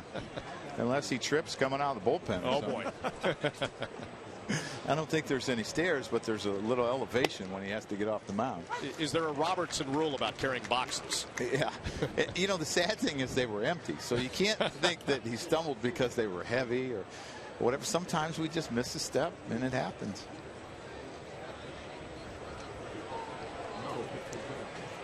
And Pineda doing a good job keeping Austin Jackson close over at first. I told him next time, just kick him down the stairs. We can repaint the stairwell. I mean, we can do that. I'll get it done for him. I'll go over with the roller and get some Benjamin Moore, and I'll get it done.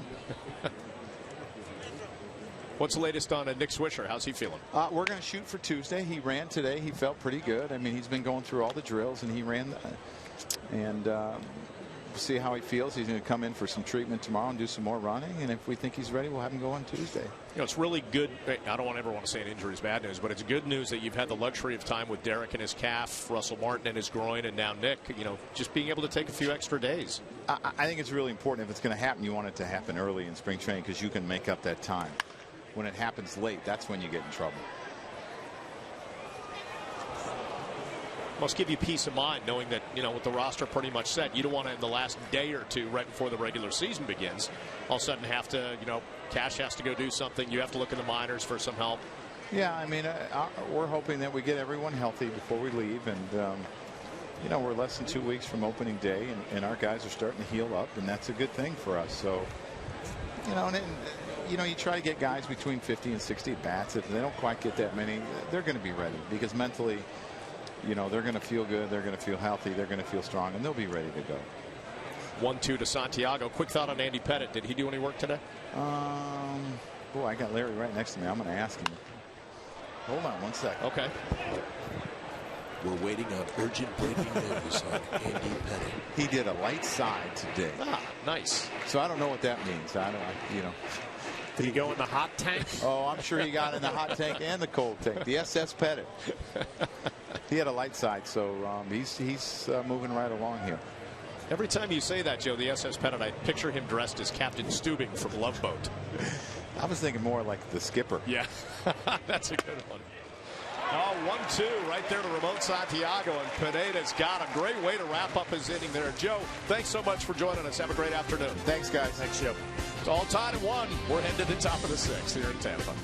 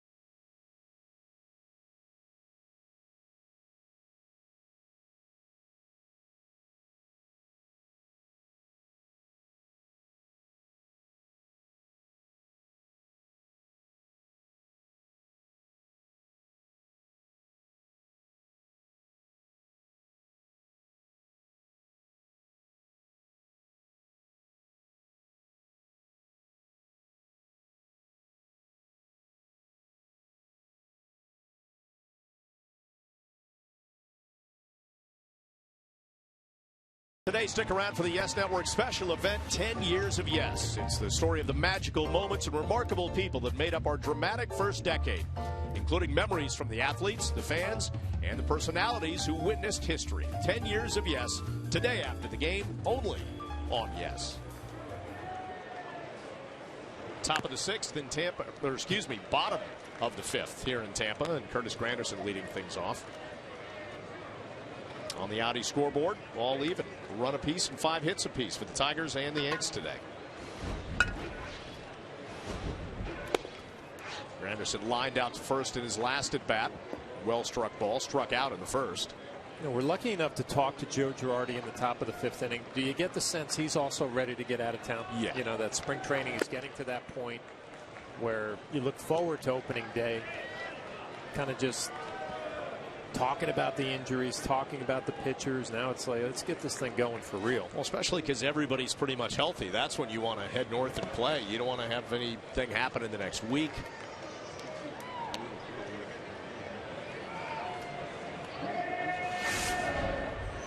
Good news with Nick Swisher. Looks like he'll return sooner than later.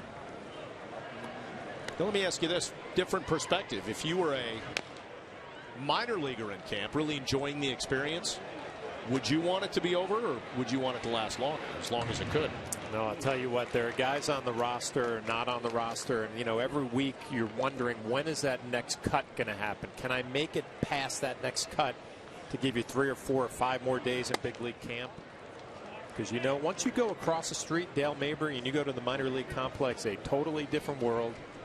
And it should be. You know, you want that motivation to get back here to big league camp and playing these major league games. 3-2 pitch to Granderson. This is way high, and he's aboard with a leadoff walk here in the bottom of the 5th.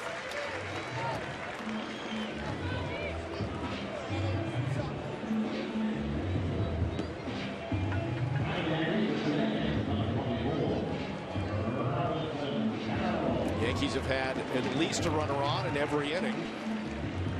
This is Ballister's second inning of work. He came in relief last inning with 2 outs. Bases loaded, but got out of it. Derek Jeter to ground out. Here's Robinson Cano. Line ball to left field. And a grounder to first.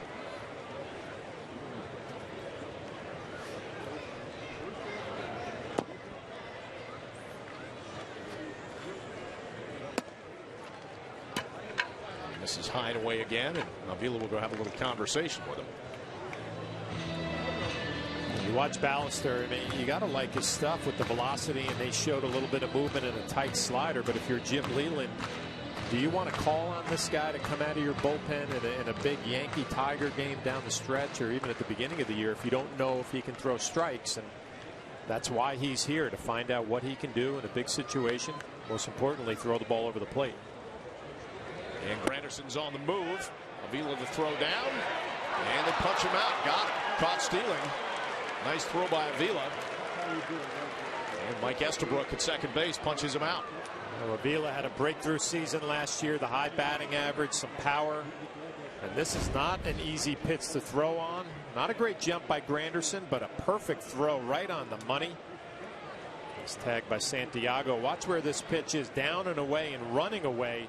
Stays with it and delivers an accurate throw. Nice play.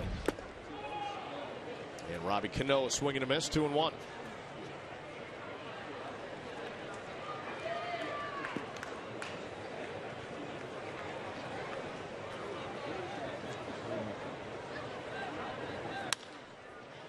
Ground ball to second.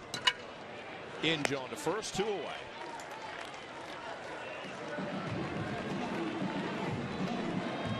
Well, this copyrighted telecast is presented by authority of the New York Yankees. It may not be reproduced or retransmitted in any form, and the accounts and descriptions of this game may not be disseminated without the express written consent of the New York Yankees. We've seen Robinson Cano so far go 0 for 3 in a 1-1 game here in the bottom of the 5th. Alex Rodriguez is grounded to short in both of his plate appearances and takes a breaking ball low, ball 1.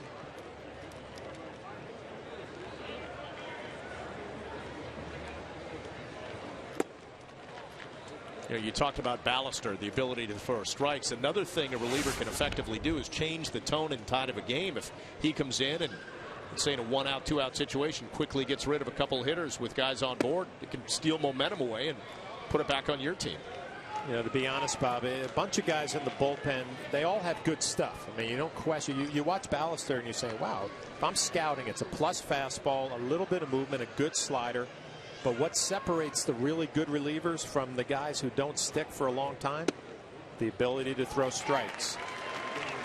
And a 2-out walk to Rodriguez. You see Mariano up. Michael Pineda's worked the first 5 innings. They'll get Mo his work early, as they always do here in the spring. And he's made his work very quick in the spring. Trip to the mound.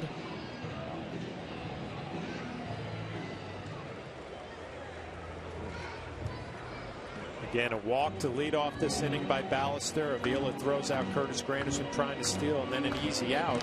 And a 4-pitch walk to Alex Rodriguez to extend the inning. So these are things that the coaching staff for the Tigers evaluating, and they like the stuff. You got to question whether he can throw the ball over the plate. He's going to try to get Mark Teixeira out. Teixeira 1 for 2 so far this afternoon, a double and a ground ball to third.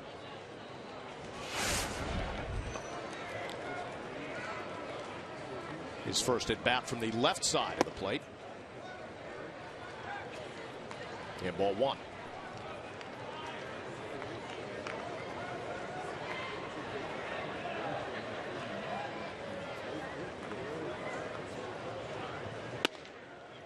Ballister is having a hard time throwing strikes, 6 in a row, or 6 balls in a row.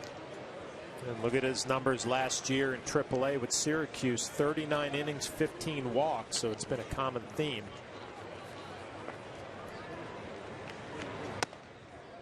And he's up and away again. What is that an indication of? He seems to be in the same location every time. You know, probably mechanically doing the same thing. But you know, you wonder if at some point he's going to say, I have good enough stuff, I can challenge major league hitters over the plate. And gets a strike in there finally, 3-1. But if you constantly put yourself in dangerous counts right here, 3-1 to Mark Teixeira, obviously a power hitter. who's going to be sitting all over a fastball. It's a dangerous way to make a living if you're a relief pitcher.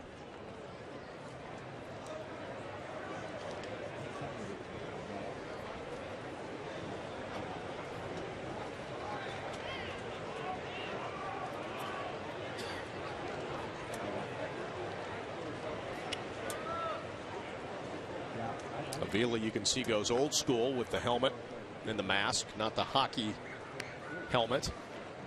3-1. A-Rod bluffs, and it's ball 4. So 2 straight walks, 3 in the inning for Ballister. And the Yankees have first and second with 2 away.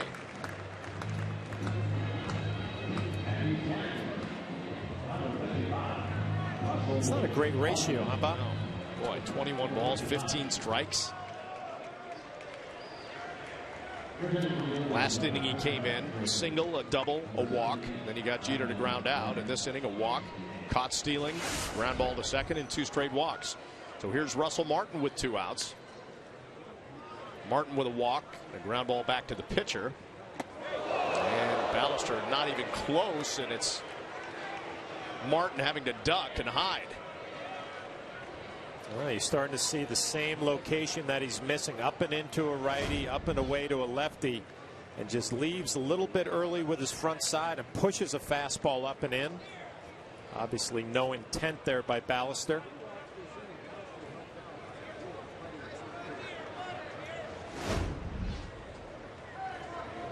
Russell Martin will be on high alert now with the 1-0 pitch coming.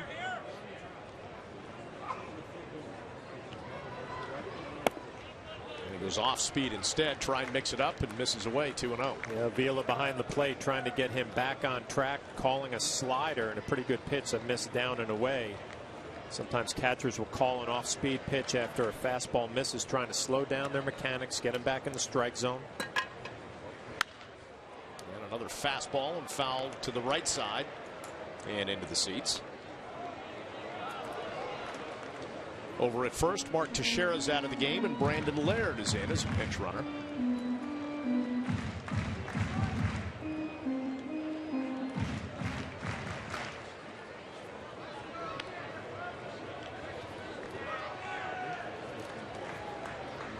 Alex Rodriguez is second, Laird at first with 2 outs, and the 2-1 to Martin.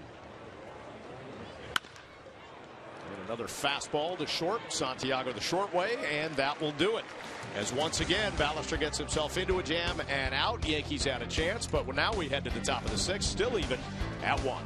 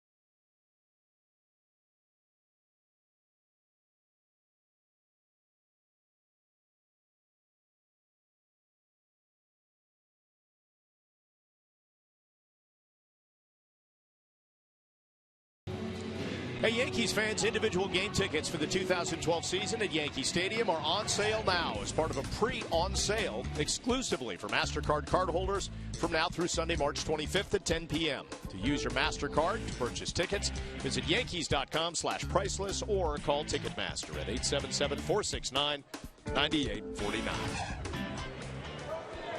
And you see the wind picking up a little bit, blowing out to right field. I'll leave it at 1 here as we head to the top of the 6th inning. And now Mariano Rivera in. And he will face Cleet Thomas to lead things off.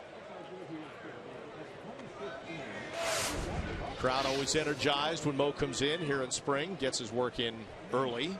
First reliever out of the pen.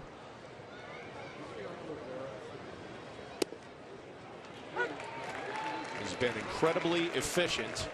Not only this spring, but so many springs. Well, I was just questioning what happened on the first pitch. It was a ball, got himself behind in the count, and then dropped a nice sinking fastball in there to even it up at 1-1. Goes inside. It's a foul ball, 1-2.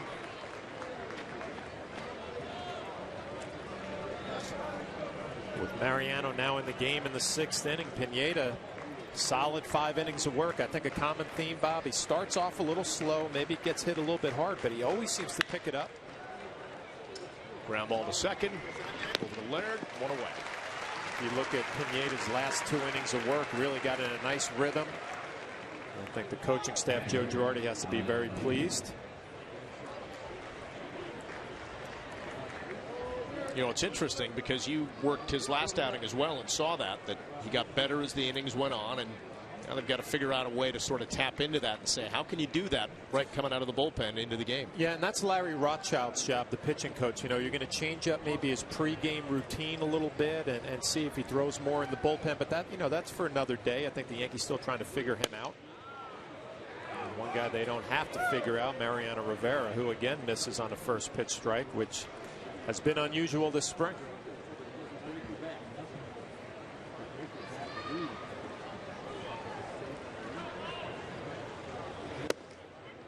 And works it a little further away from Avila there and gets a strike, 1-1. You know, I hate to say it, Bob, but you know, wouldn't you like him, maybe Mariano I'm talking about, to get in a little trouble in spring training? I mean, he makes it look so easy, and we know during the season he's going to make it look easy plenty of times, but he will get in trouble.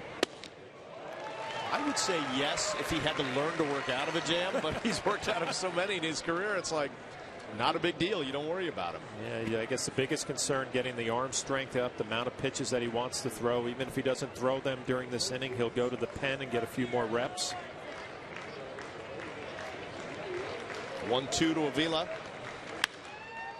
And grounded to short. And bobbled there on the first, and they still got it. So good play there, as there are defensive changes now for the Yankees. Bernier at shortstop, hung with that ground ball. Looks like Billy Hall, second base. Take another look at Bernier. It eats him up a little bit, but he sticks with it. That good strong throw from down under. And that is Delman Young out to right center field. Curtis Granderson will track it down, and Young continues his hot spring. The second hit of the game. This one coming with 2 outs. Well, Delman Young, we talked about it, a very aggressive hitter. He jumps on the first offering from Mariano Rivera. Not a bad idea. First one you see, let it fly. Nice double to right field. Well, now Mariano gets to work out of a little bit of a jam here, Bob. Albeit with 2 outs.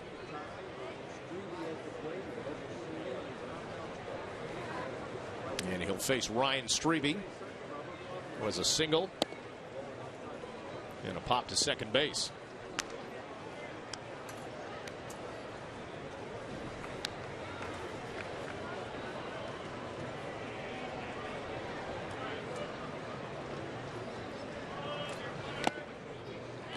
Good outside location, gets him swinging 1-1.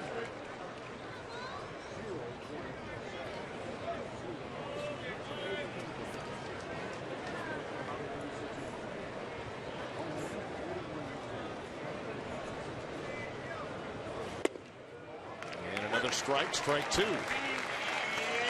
I always laugh, Bobby. Look at a guy like Strebe, you know, not a major league player, an everyday player. He swings at a cutter down and away, and maybe starts thinking that's where I'm going to look for a pitch. And Mariano locks him up inside to get ahead 1-2.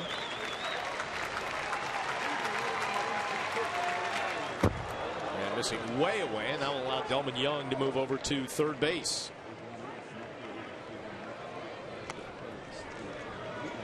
Well, that was like a strange anomaly for Mariano. Yeah, you're just not used to seeing it during the regular season, but especially this spring, he's been locked in. He just yanks a cutter down and away.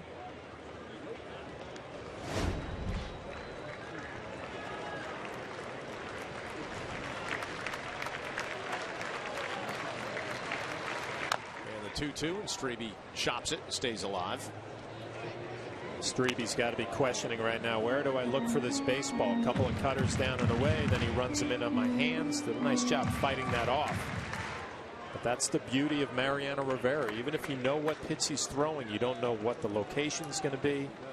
Ball jumps out of his hand.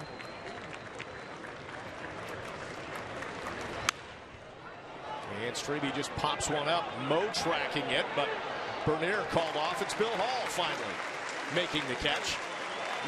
Now Mariano may have given up a hit, but no less efficient. Just 15 pitches to get through his inning of work here in Tampa as we take it to the bottom of the sixth, tied at 1.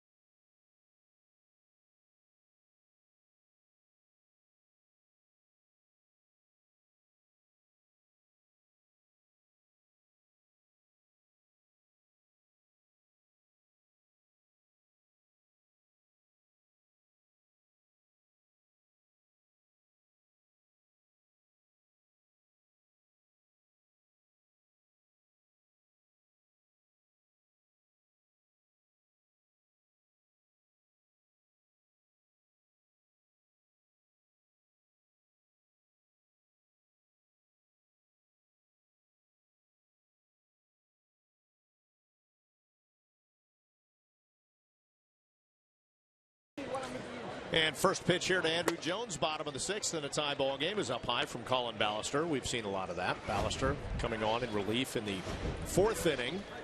And this is his second full inning of work. Fastball across the heart of the plate sends the right fielder back to the track. So Andrew Jones with a power display, but not enough to get it out of the park. One away here in the bottom of the sixth. Well, tomorrow night, Darren Williams and the Nets continue their homestand in Newark when they face Al Jefferson and the Jazz. Coverage on Yes starts at 7 o'clock for the Nets pregame. Then Ian Eagle and Mike Fratello have all the action. Jazz, Nets. It all starts tomorrow at 7, only on Yes.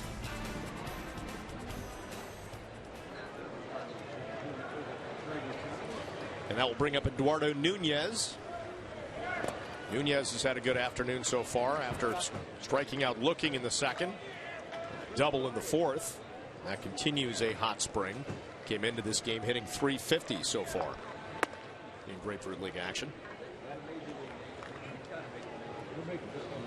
What's really been noticeable, Bob, is the bat speed from Nunez. I mean, he's a little bigger physically, came into camp in great shape.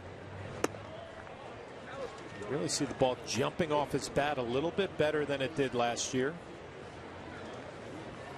Ahead in the count 3-0. We'll see if he gets a green light.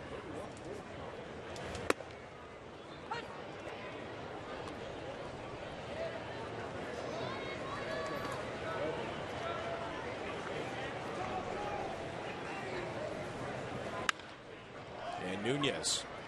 Well struck, but right to second. And that's Brandon Inge for the second out. You're right. At bat after at bat for Eduardo Nunez. Seems to be hitting the ball right on the nose. Exactly what you want to be doing this point in spring training. Getting hot. Looking forward to opening day.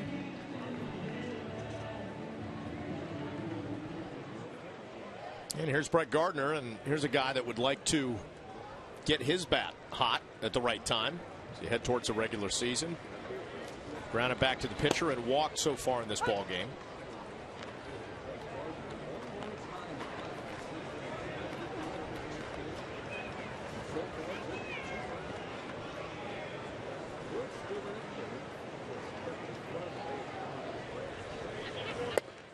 And another strike from Ballister, certainly better in and around the strike zone. It'll be his 50th pitch of his appearance for Ballister, so Jim Leland and his staff stretching him out a little bit as a reliever.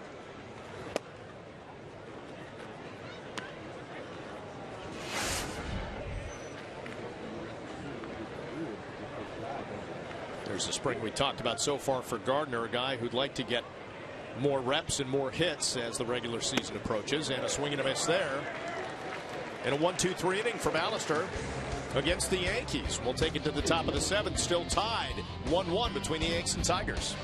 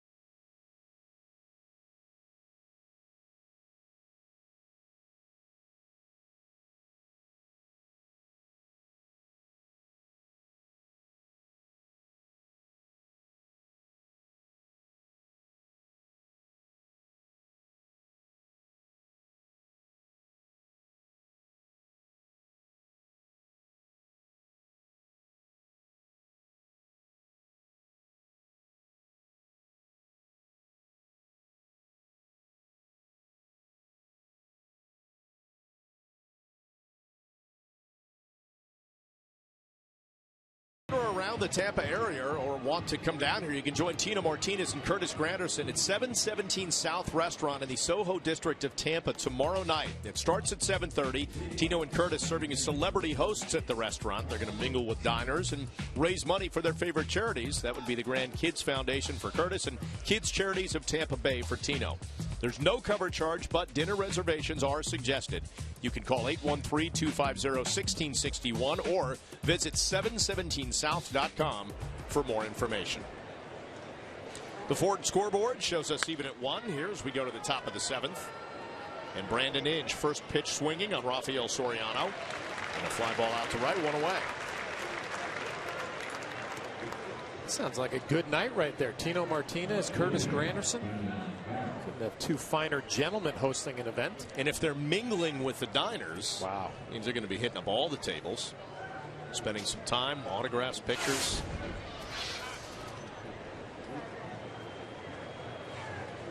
Rafael Soriano following Mariano Rivera. Soriano looked good in his last outing as well. He's had a very good spring. Facing Quentin Berry here with one away in the seventh. No, you're right, Bob. You know, after adjusting to coming to New York after being with the Rays, Soriano has had a very quiet spring. Really said, I'll pitch whatever inning the Yankees and Joe Girardi want me to pitch. Stuff has looked good all spring. He stayed healthy. Looking forward to a productive year. So deliberate with that motion. Nice and relaxed and slow and good tempo.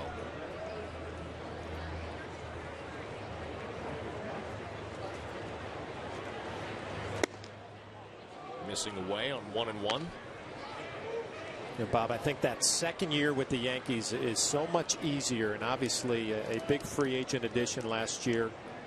You know, you think you know what to expect coming to New York, but until you go through it and have some success and failure, looks a lot more comfortable this spring, and the results have been there. Yeah, look comfortable throwing that pitch, even at a 2-2. Yeah, nice slider and a fastball count. Drops it in for a strike.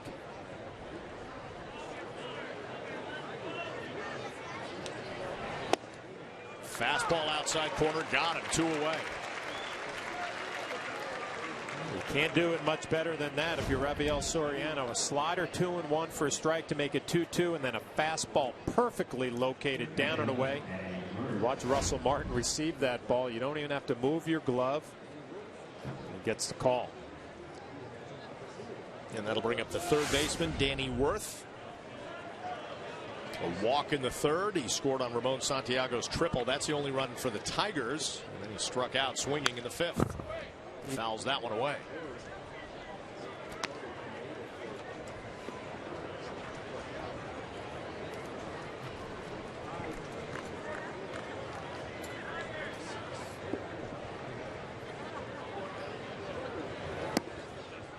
Goes outside, misses, 1-1.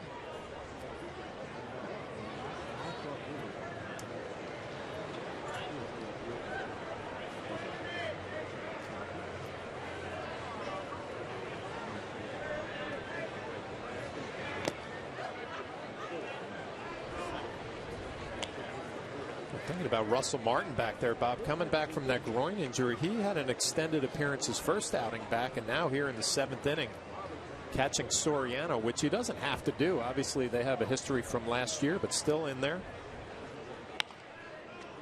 And right back to Soriano. And just like that, a 1-2-3 inning. So Soriano very effective again. 7th inning stretch here in Tampa, all tied at 1 between the Tigers and Yankees.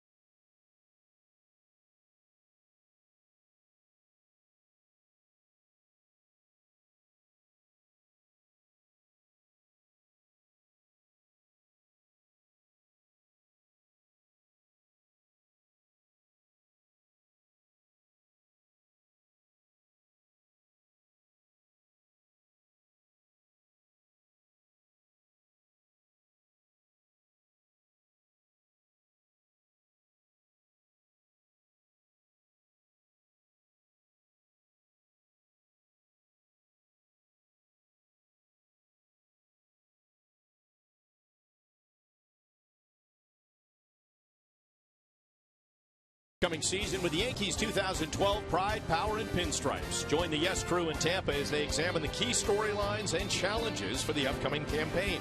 And don't miss opening day on Friday, April 6th as the Bombers battle the division rival Rays right here on Yes.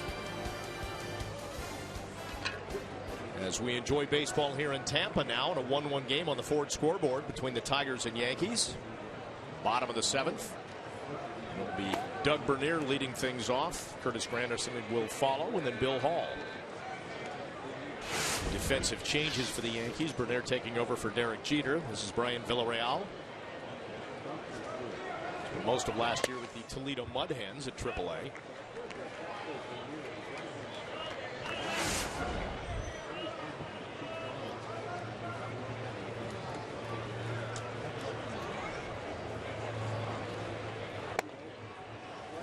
Saw Bernier on Friday night make some nice defensive plays against the Twins, or Friday afternoon. Bob, he's had one of those spring trainings that have opened up the Yankees' eyes. His stroke has gotten a little bit shorter. Joe Girardi has talked about it all spring. And Bernier hit by a pitch, so he's aboard here in the 7th. He seems to be one of those guys that every opportunity he gets in spring training, he takes advantage and does something positive.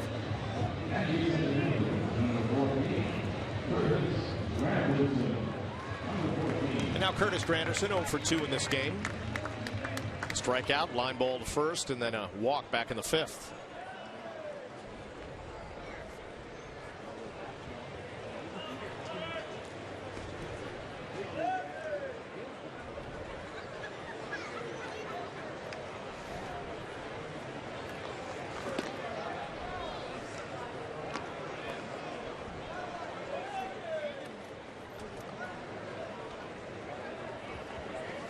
Let's see if Bernier maybe can steal a base here. Tie game, 7th inning. There's the little things to help your ball club win a game. Also in the back of his mind, might think that Avila's out of the game now behind the plate. It's Omir Santos.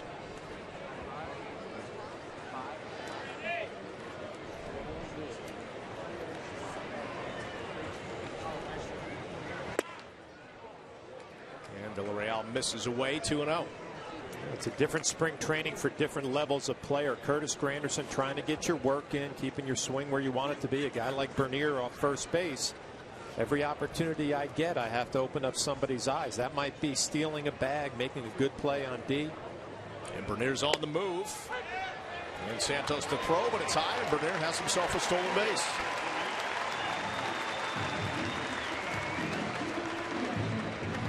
Little things that help ball clubs win games. Getting himself in a scoring position, a 2-0 count, and gets a decent jump, high throw. Another thing that Joe Girardi is going to open up his eyes. Brian Cashman, the GM, saying that kid knows how to play the game the right way. And you just saw him turn around really quickly. Check where the infielders and the outfielders were as well. It's a small thing, but it counts a lot. He's aware of where they are. You got to be honest, he's probably not going to make this team. No room for him unless there's an injury, but you never know what happens during the course of a championship season. Yankee staff will remember his name after this spring. Granderson fouling one away, 2-2.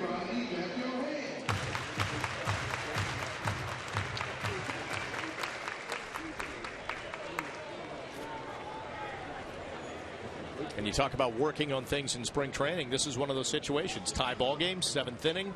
Got to get a runner in scoring position.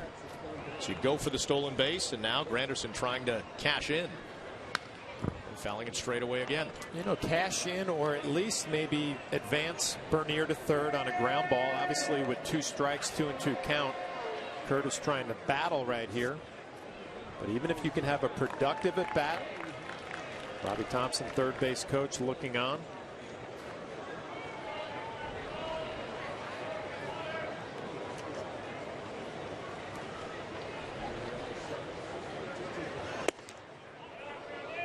Granderson takes, and the count goes full.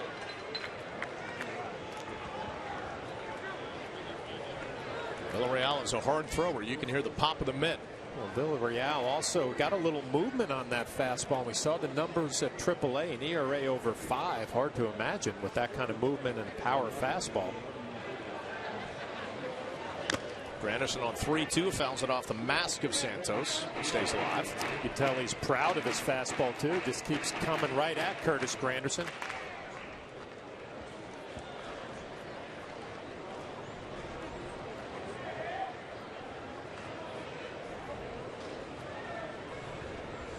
Bernier's at second, hit by a pitch, stole second base, and now the 3-2 to Granderson. And pulling one, but foul. Well, you wonder with Curtis Granderson, we all know the type of season he had last year. He has seen fastball after fastball after fastball. Eventually, if this right-hander makes a mistake, 9 pitches this at bat. You wonder if Curtis is going to get a good swing off timing that fastball. 3-2 pitch again. And fouls it away, staying alive. Good battle.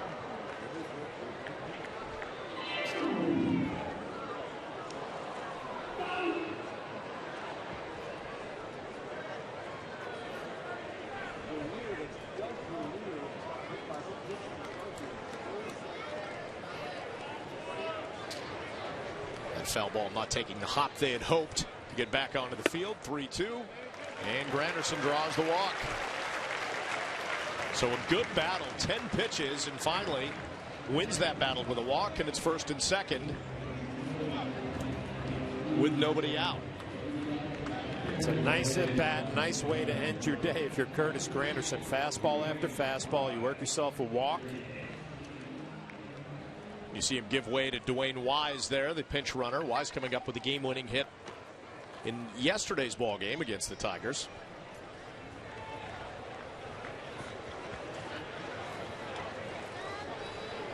And this is Bill Hall. Hall took over at third base, or excuse me, at second base for Robinson Cano in the last inning. And chopper to second base. He'll get the double play. The runner will advance to third.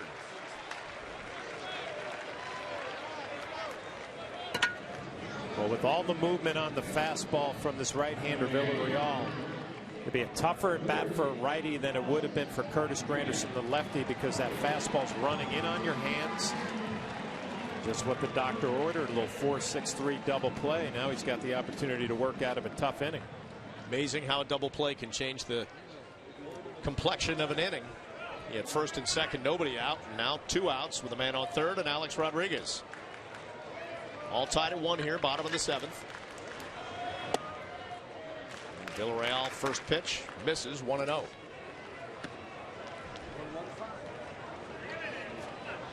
Sure, Alex Rodriguez has been paying attention to not only the velocity but the movement on the fastball. We'll see if he's ready for one inside on his hands.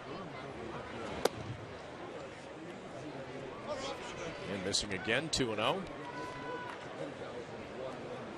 Well, again, a great afternoon here in Tampa, and it's a sellout at Steinbrenner Field, 11,011.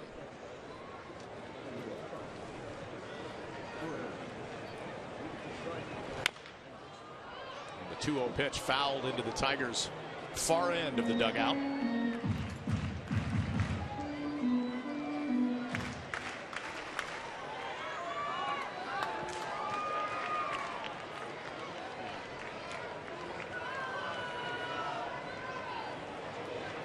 There's the 2-1 to Alex. And hit him, and that does not look good at all. It did not sound good either, and you can see that Alex is in pain, or maybe it just knocked the wind out of him. That might be best case scenario where it hit.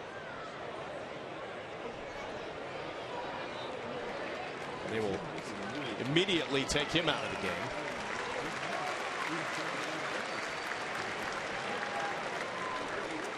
Well, again, this part of spring training, Bob, we mentioned Alex has gone through a relatively quiet spring, has been swinging the bat well. Ooh, right in the left ribs, got him good. Boy, just hope this isn't something that's going to linger for a while. Wow, you can really hear that on the left side of the rib cage. And Alex's reaction as well.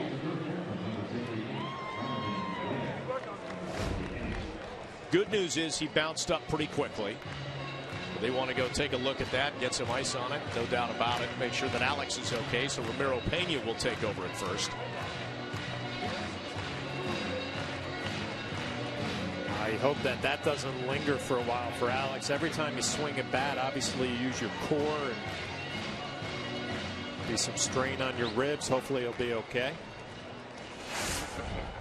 Well, here's Brandon Laird, took over at first for Mark Teixeira. He'll have runners at first and third, 2 outs. Both of these runners on hit batters by Villarreal.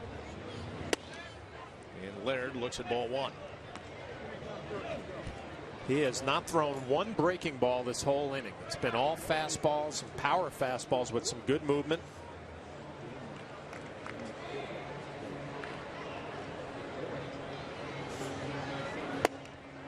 And goes inside. Gets Laird to commit. 1-1. And he makes you wonder, Bob. I mean, is he going to get beat with his best pitch, which is obviously his sinking fastball and good velocity, or does he just not have any off-speed pitches that are below average? Too good of an arm just to have one pitch. And a swing and a miss, strike 2. And even if you do have that one good pitch, you can only live on that so long. I mean, unless you can throw it 110 miles an hour. Guys are going to catch on. Well, if you're Brandon Laird right now, you know he's coming with 3 sinkers in on your hands. Even if you show a slider off the plate and then come back to it, be an effective combination. And a chopper instead to short and on to first, and that will do it.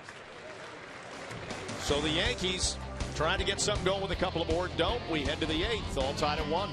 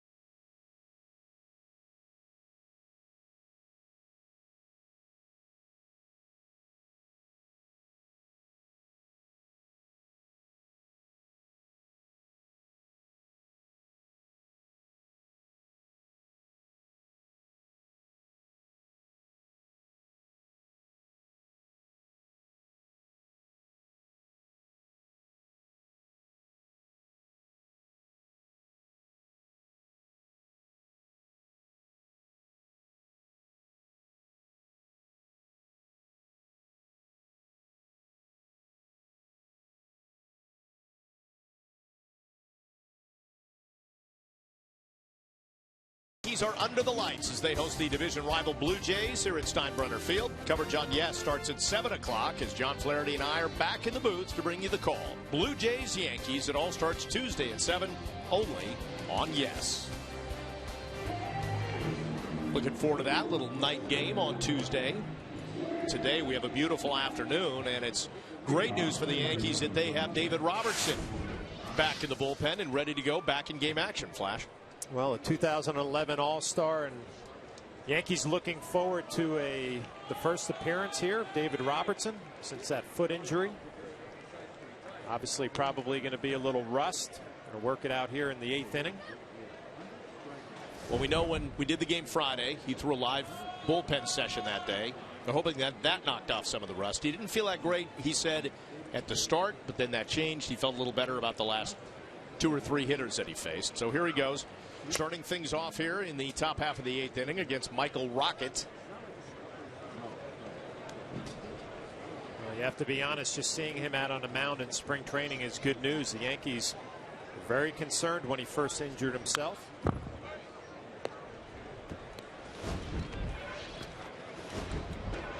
Defensive changes for the Yankees beyond just David Robertson being out there. Jason Nix out in left, Dwayne Wise in center, and Chris Dickerson is out in right field. And behind the plate, Jose Gil.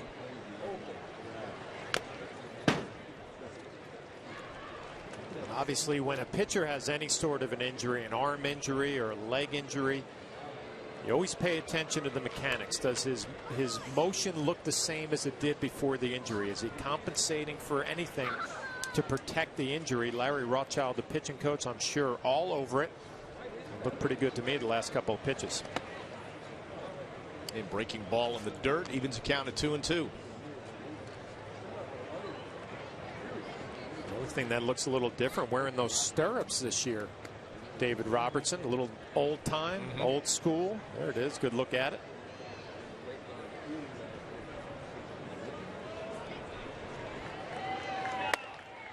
And a swing and a miss, and down goes Rocket. Well, looks the same as he did all last year when he was an all-star. That power fastball up in the zone really jumps out of his hand. I think more importantly, Larry Rothschild watching the mechanics and the delivery looks the same.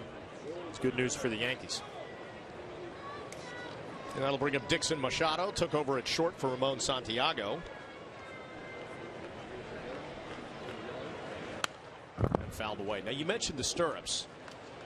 Did you go with just the plain socks when you played? Did you switch? Did it evolve for you? I switched it up depending on my offensive game at the time. If I was 0 for 20, I would break out the stirrups with that look right there, David Robertson, which I wouldn't consider the best look in baseball, but it works for him. What do you think is the best look? Solid sock? I mean, you know, the new trend nowadays, it's everybody going with the long pants, you know. Right. I would wear the solid sock underneath the long pants, a lot more comfortable. So you preferred the long polyester slacks? Slacks, exactly. There's a good look at it. Let's be honest, what David Robertson did last year, he can do whatever he wants to do out on the mound. As long as he keeps throwing the ball like he did last year.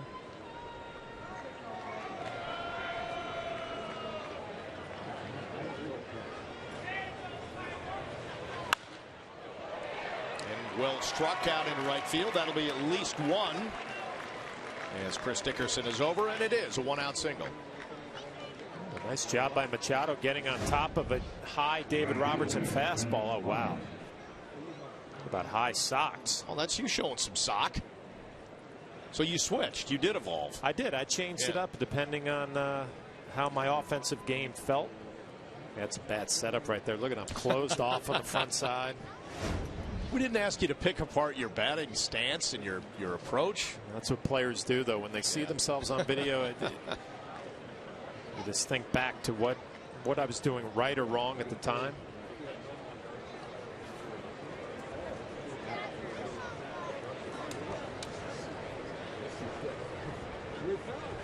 Machado's at first with one away. This is Brent Wyatt.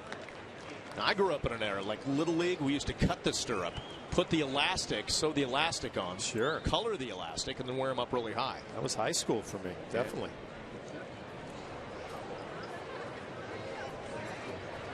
See, that shot of the old Detroit Tiger days tells me I was scuffling big time. If I was going with the socks and the pants that high, not good news for the Flaherty family at that point. Interesting that you would know that you would know that it's based on your dress. Machado breaks for second. Fly ball out to left. That's Nix. And the runner will quickly retreat. Nix throwing it in. Trying to get him, and they actually punch him out. We'll have to take another look at that. He may have touched second and then not retouched second. So it ends up being an inning-ending double play. We'll revisit that. Here's one more look at it.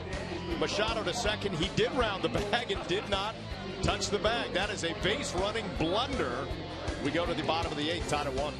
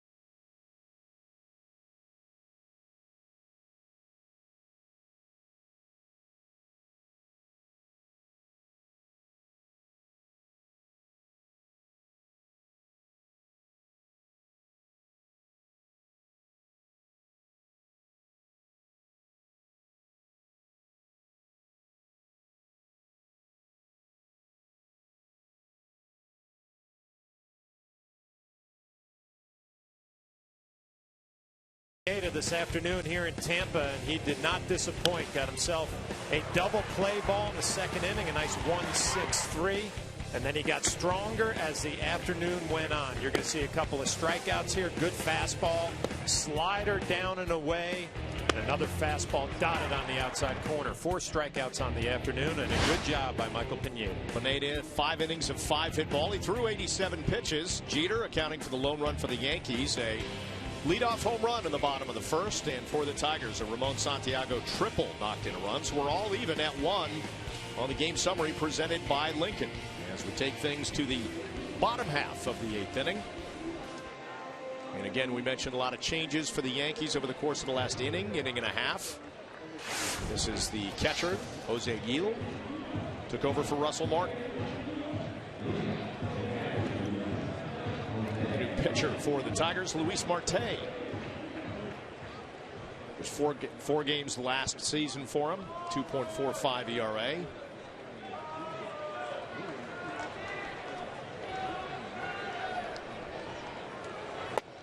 A swing and a miss. So good to see Pineda making strides, and you know, with the fastball an issue and the speed, we saw it pick up a little bit there at the end of his outing. Yeah, he's a guy that, you know, just a little bit we've seen of him in spring training, the little bit that we know about him, it takes him a little while to get going, and that is not unusual. You know, we've seen CC Sabathia in some games where it takes him a little bit of time, but you know, positives today, slider. I think working himself out of a little bit of trouble early on, and then the strikeouts picking up and the velocity picking up. He shows you signs of how dominant he could be. And a little check, and Yield can't hold up. Moves the count to 1-2. Again, we talked about it with Soriano coming over last year. It takes a little time to get used to a new organization. A lot higher expectations here with the New York Yankees. He's coming on at the end of spring training. He's getting better. And a swing and a miss. And a strikeout. For 1 out here in the 8th. So Pineda part of that battle to earn a spot in the rotation between he, Ivan Nova, Phil Hughes, and Freddie Garcia. We know that on or around the 1st of May, Andy Pettitte will be back in that starting rotation as well. So each one of these guys really trying to do what they can to impress. Open competition, and Joe Girardi says he will take the best 2, the ones that are performing consistently. I don't know about you, Bob. Phil Hughes has jumped out for me. I mean, he's come into camp on a mission. And knocked down the right field line by Justin Maxwell, and it misses. Maxwell taking over the DH spot for Andrew Jones. Came into camp, Phil Hughes did in a lot better shape. Ball coming out of his hand a lot better than it did last year. He's starting to see some swings and misses again, some late swings again. Joe Girardi, like he mentioned in the top of the 5th inning, that is a nice problem to have. Too many pitchers for 5 spots. A 1 to Maxwell. Swing and a miss. Good breaking ball by Marte. I don't know what that is. A changeup maybe, or a split from Marte. Whatever it is. Good action down. Maxwell having a good spring training.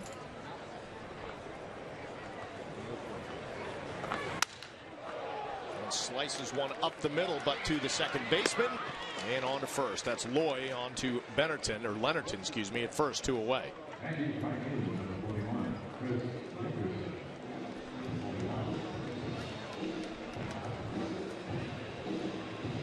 Getting back to that rotation, Ivan Nova having a tough spring. He actually threw the ball a lot better his last time out. Maybe something positive to look at. And here's Chris Dickerson. Dickerson has moved into right field in this game. Takes a pitch down in the dirt, 1-0. And you like to see in Phil Hughes' case the fact that he got it. He realized maybe last year he didn't come into camp in shape. It affected his season. He didn't have the status, or he lost the status of being an 18-game winner. He wanted to get it back, and he did the things in the offseason to make that happen. Oh, Bob, the one thing you can control in the offseason as a major league player, even a minor league guy trying to get it to the big leagues, is the physical part. You know, get yourself in the best shape you can be, so when you come to spring training, that's not an issue. That's what Phil did this spring training, and the results have been there for him early on.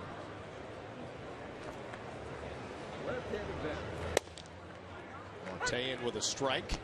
3-1.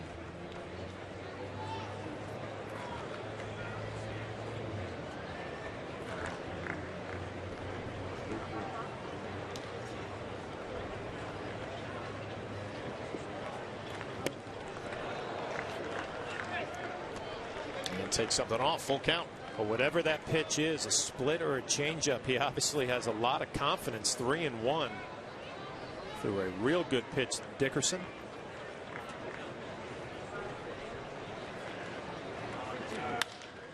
And the fastball lifted out to left field. But Berry right there, and that will do it. So a 1-2-3 inning for Marte against the Yankees. We'll go to the top of the ninth, still tied at 1.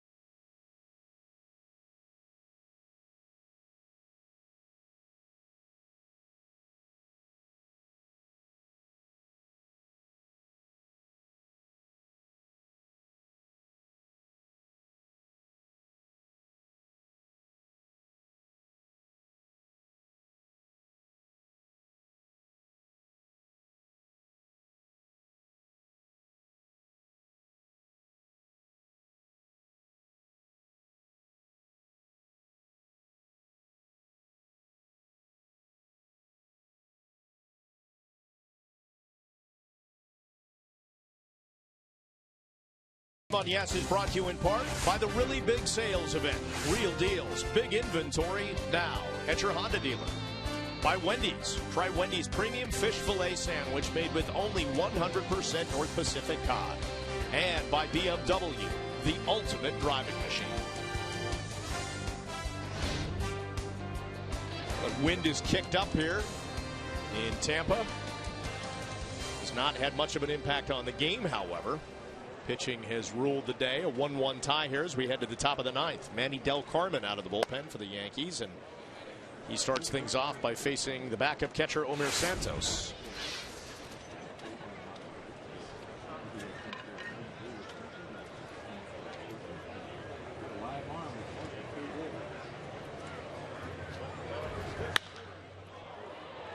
And into right center field, that is Wise over, and Dickerson makes the catch, one away.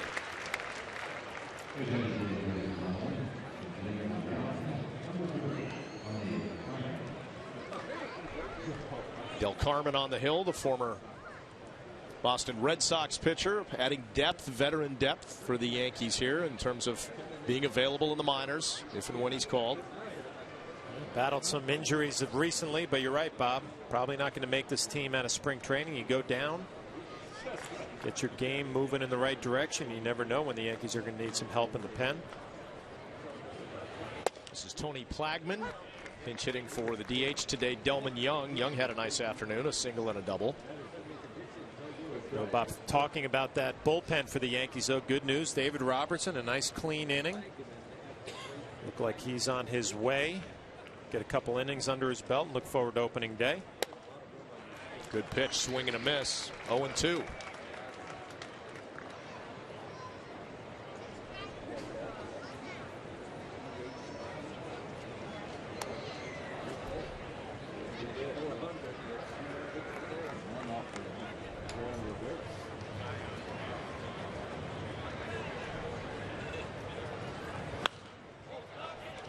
Carmen with the breaking ball, and Plagman lifting one foul and into the seats.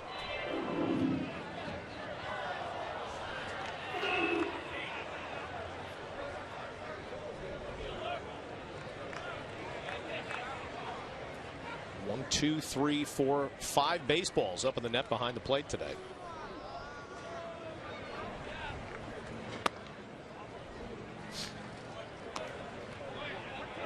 And Del Carmen missing 1 and 2.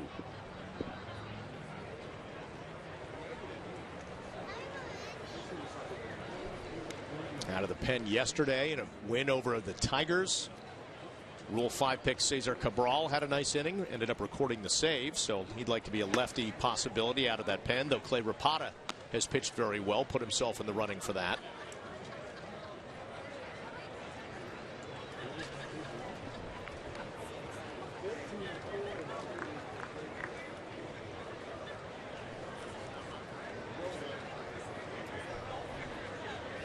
And here's the 2-2 to Plagman. Del Carmen missing away, full count. Looked like a change up there in the 2-2 count. Del Carmen, a guy who has battled some right forearm trouble in his career. Remember him from his Boston Red Sox days. Valuable guy at the end of the bullpen.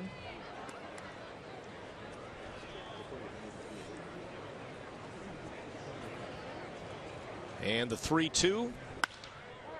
And Plagman lifting one out to center. Dwayne Wise fighting the sun, and he didn't win that fight, but he throws to second to try and get Plagman, and he's in there.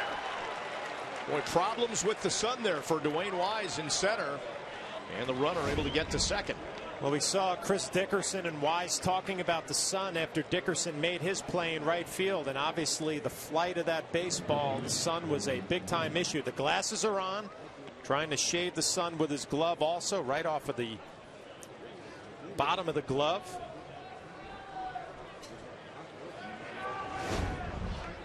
One of the issues constantly in spring training every year, outfielders, infielders fighting the sun and the high sky in Florida. So Plagman on second. Jordan Leonardton, who took over at first base for Strebe, is at the plate against Del Carmen. And out of the blue sky, an opportunity for the Tigers to get a run on the board and take a lead. Yeah, that is what the definition of a high sky, not a cloud in the sky.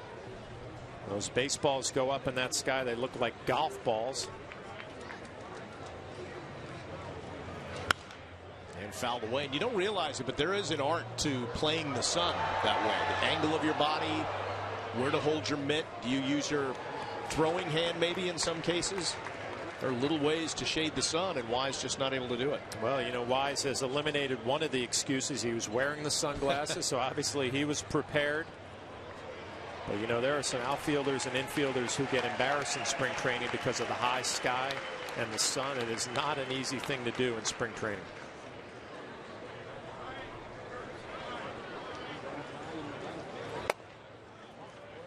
And Del Carmen missing, 2-1. Speak from experience, Bob. Pop-ups in spring training are the worst. Well, they're bad for you because you got that ball that's basically hit straight up, right? It has a different flight pattern.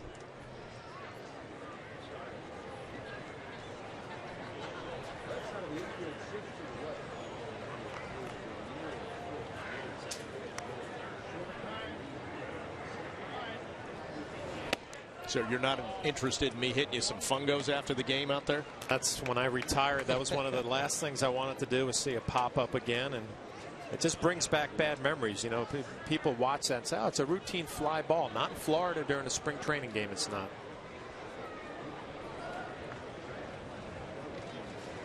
And the 3-1 to Leonardton. And towards Wise again. This one more on a direct line, and the runner straying off second. Not sure what Plagman was thinking. Clearly maybe thinking that there was 2 outs. Anyway, Wise able to atone for the drop by doubling up Plagman at second base. So just like that, 3 outs. We're headed to the bottom of the 9th.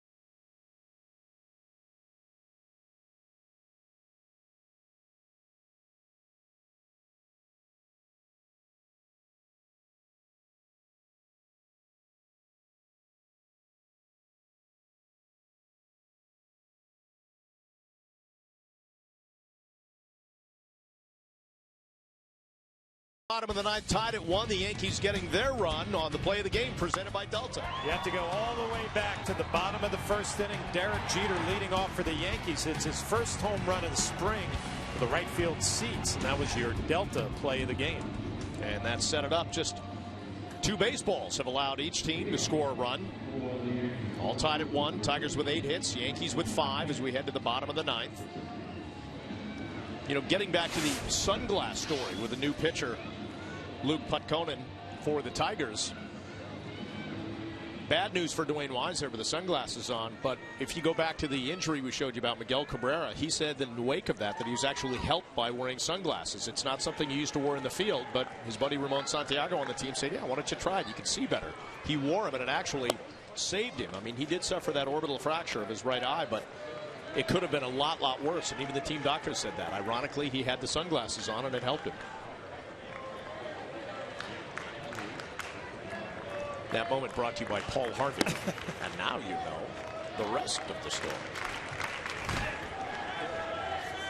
Good. Hey? Did you listen to him on the radio or no? No, completely lost right now. It's the bottom of the ninth inning. 1-1 game, and I'm completely lost. When I look at you and I can visually see a thought bubble with a question mark over your head, I know I've done something wrong. All right, bottom of the ninth, all tied at 1. And this is Jason Nix at the plate. Nix taking over in left field today for Brett Gardner.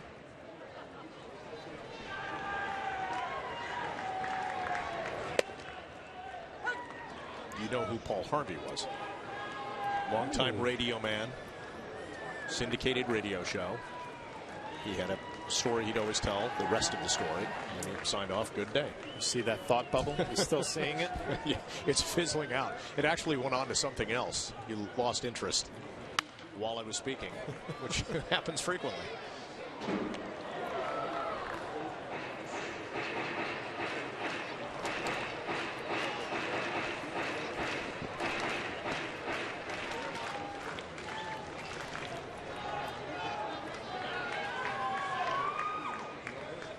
Yankees trying to get something going here in the bottom of the ninth against another reliever. Hard throwing right-hander for Jim Leyland's team, Luke Putkonen. Jason Nix working the count all the way to 3-2, trying to fight his way on base here to lead off the ninth. And a chopper to third base. And 1 away.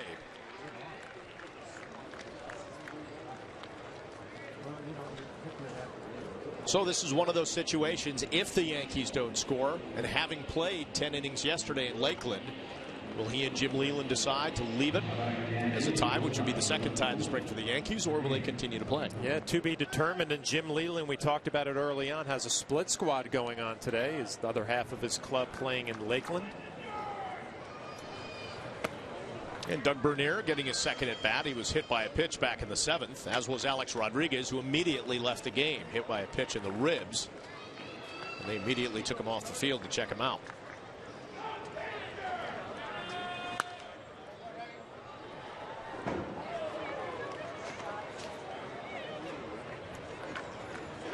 Well, spring training, the wind always a factor in some of these games, blowing out to right field, right center. Not overpowering, but a little help that way. And swing and a miss for Bernier, 1-2.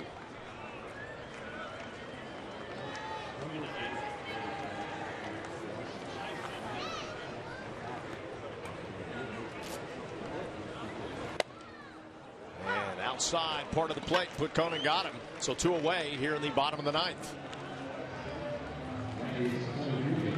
And last chance here to win in regulation for Dwayne Wise. Into center for Curtis Granderson.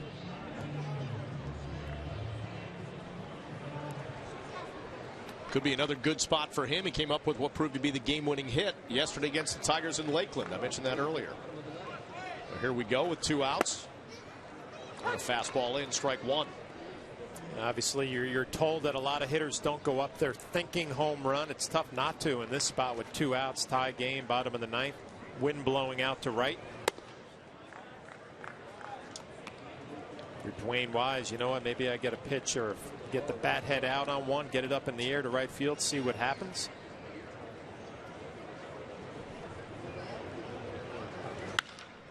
An opposite way, drives it out to left field. That sends the outfielder back, and a diving stab right there.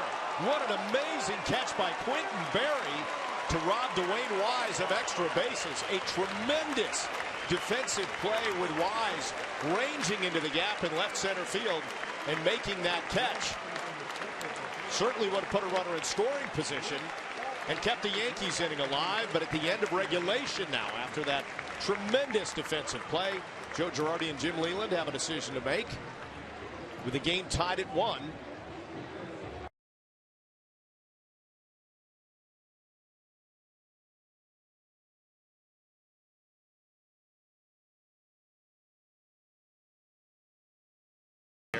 Again, after playing 10 innings yesterday in Lakeland, they'll give their guys a little bit extra work. Especially as you get closer to the regular season, you've got some decisions to make, which, as you mentioned earlier, Flash, is one reason why Jim Leyland made this trip. He wanted to see Dwayne Belo, the starter, who's a possible 5th guy in his rotation. He's getting to look at some other guys as well. Yankees are going to bring in Clay Rapata, fighting for a spot in Joe Girardi's bullpen. Another lefty in the middle of the games. Has opened some eyes this spring. See the numbers last year with Baltimore.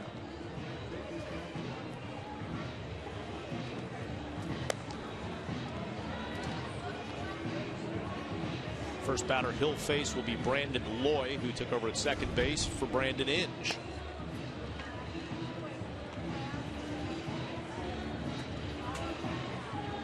Quentin Berry, I'm talking about Dwayne Wise hitting one to right field. Makes a great play in left field.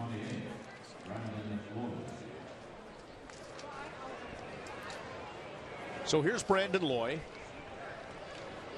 And again, you talk about opening eyes. Quentin Berry just did that. You need a defensive replacement or a young guy with some speed. He's exhibited that today.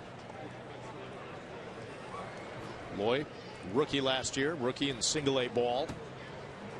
Getting a shot against Clay Rapata here, top of the 10th at Steinbrenner Field. Yankees with 1 in the bottom of the 1st. Solo home run by Derek Jeter, and then the Tigers getting 1 back in the top of the 3rd, a triple by Ramon Santiago.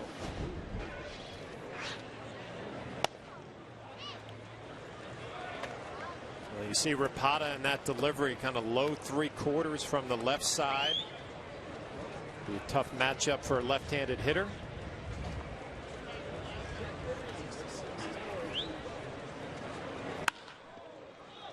And to short. And that's Bernier over, 1 away.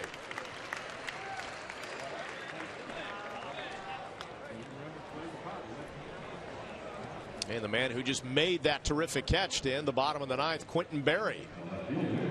Got the start today in left field. Jim Leyland has kept him in there, and he's paid off defensively. We'll see what he can do here at the plate against Rapata. But again, as you mentioned, a tough challenge for any lefty the way Rapata drops down. Well, what a great play to end the bottom of the 9th inning. Full extension. You got to be an athlete to pull that play off. Now he gets a chance against a tough lefty. It's a good situation for both of them. Rapata gets a chance to get a left-handed hitter out. Berry, who has had a very, very nice spring training, gets a chance to get an at-bat against a tough lefty and open up Jim Leyland's eyes. Good pitch by Rapata, quickly ahead 0-2.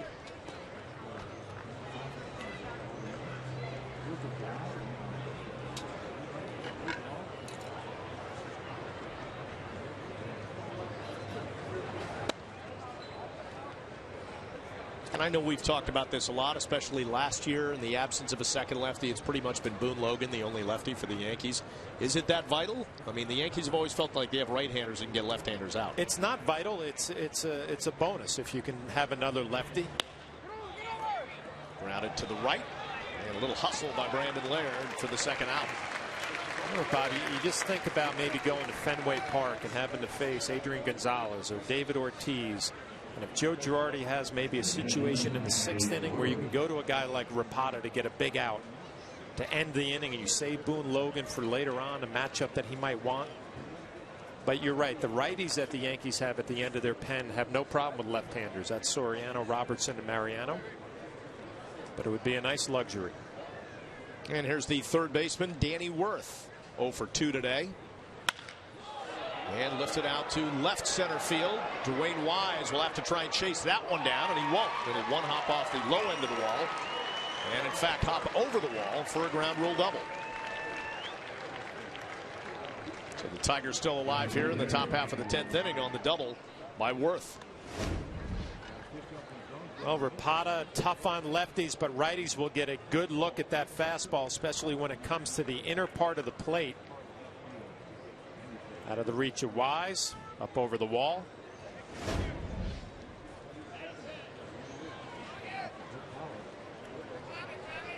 And back to the top of the order, and the man who is now in center field for the Tigers, Michael Rocket. His last at bat in the 8th, he struck out swinging.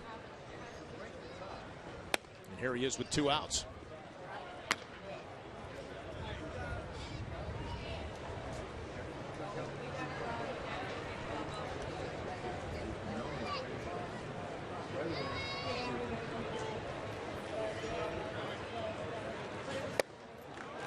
Drops down and gets one on the outside part of the plate. Evens the count at 1-1. There's one thing you know when you see a kid coming to a big league game with both flaps on his helmet. He's going to go up to the plate ready to swing the bat. Anything hard that he sees, minor leaguers very, very aggressive. Not used to working counts like big league hitters are. You got to swing your way to the big leagues. They see a fastball they like, they are hacking. In a way, that's a little unfair, that statement, because you have to get hits to get attention. But what if you draw walks because you have a good eye? Well, you better be in the Oakland system, right? Right. That's why a lot of times you see a big leaguer like Rapata drop an off-speed pitch, 2-1. Minor league hitters are so trained to hunt for that fastball and put it in play hard.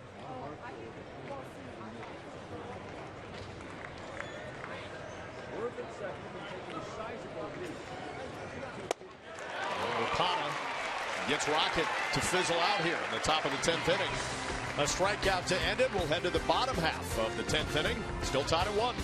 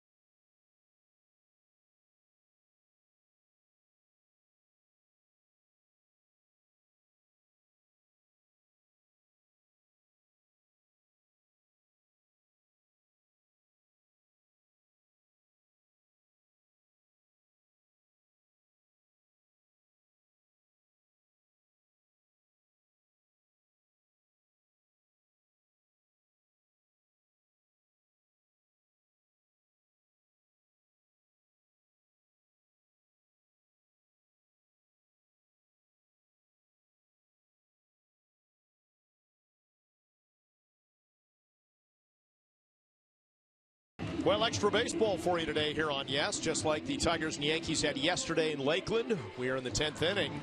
Jim Leland's club coming up empty against Clay Rapata in the top half of the 10th. So we now head to the Yankees half of the 10th, all tied at 1 here in Tampa. And Luke Putkonen stays put. That's what it says on the card. Giving you credit there, Bob. Hey, you know which one of our colleagues is always on the case, always working? Jack Curry. Bing!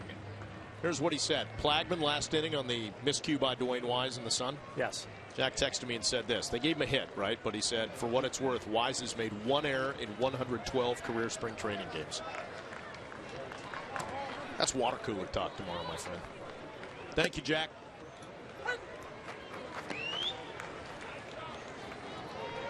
Unexpected from Dwayne Wise.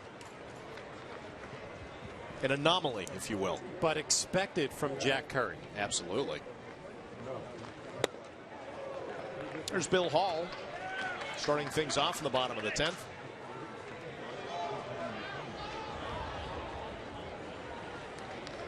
Billy Hall's got the power to end this game with one swing of the bat. We've seen that earlier in spring training. Driving one out of here to left field. And Putkonen misses. 1-2.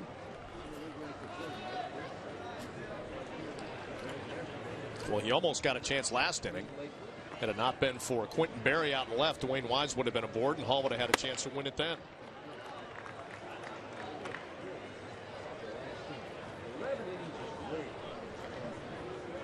You see these young kids, Putkonen coming up here, and they show you all the stuff. A big 12-6 curveball, a power fastball. But the numbers in the minor leagues not translating. Yeah, fastball right down the pipe, and Hall goes down. Disagreeing a little bit with that. We'll get another look at it. Looked like it had a lot of the plate to me. Yep. You know, and sometimes when you see that big curveball earlier in an at bat, you put it in the back of your mind, waiting for it with 2 strikes. You didn't get it. The last game we did on Friday against the Twins, Ramiro Pena had a little unexpected power surge. Line drive home run out to right. And with the wind blowing out to right, here is Pena. Making a call?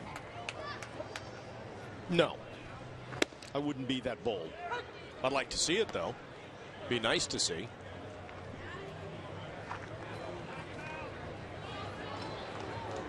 Now you got me wondering if I'm going to regret it not making the call.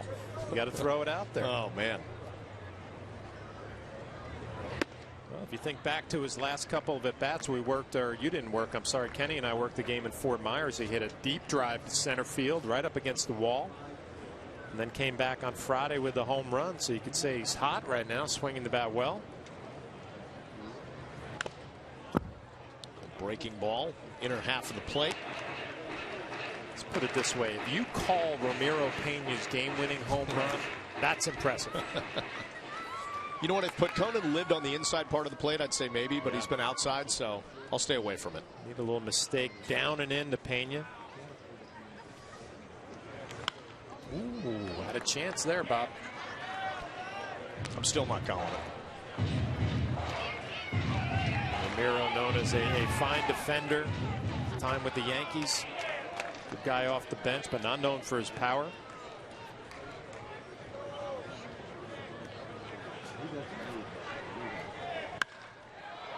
And driving one into center field, but right in the sights of Michael Rocket, 2 away.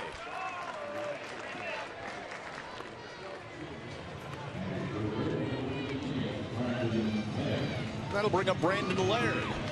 Last chance here in the bottom of the 10th for the Yankees.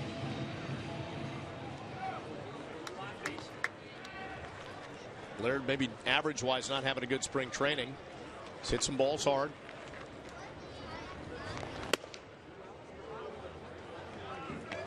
Swing and a miss at 96.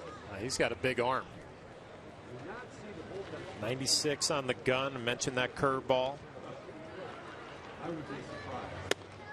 Wow, and there it is. Impressive pitch right there on 0-1.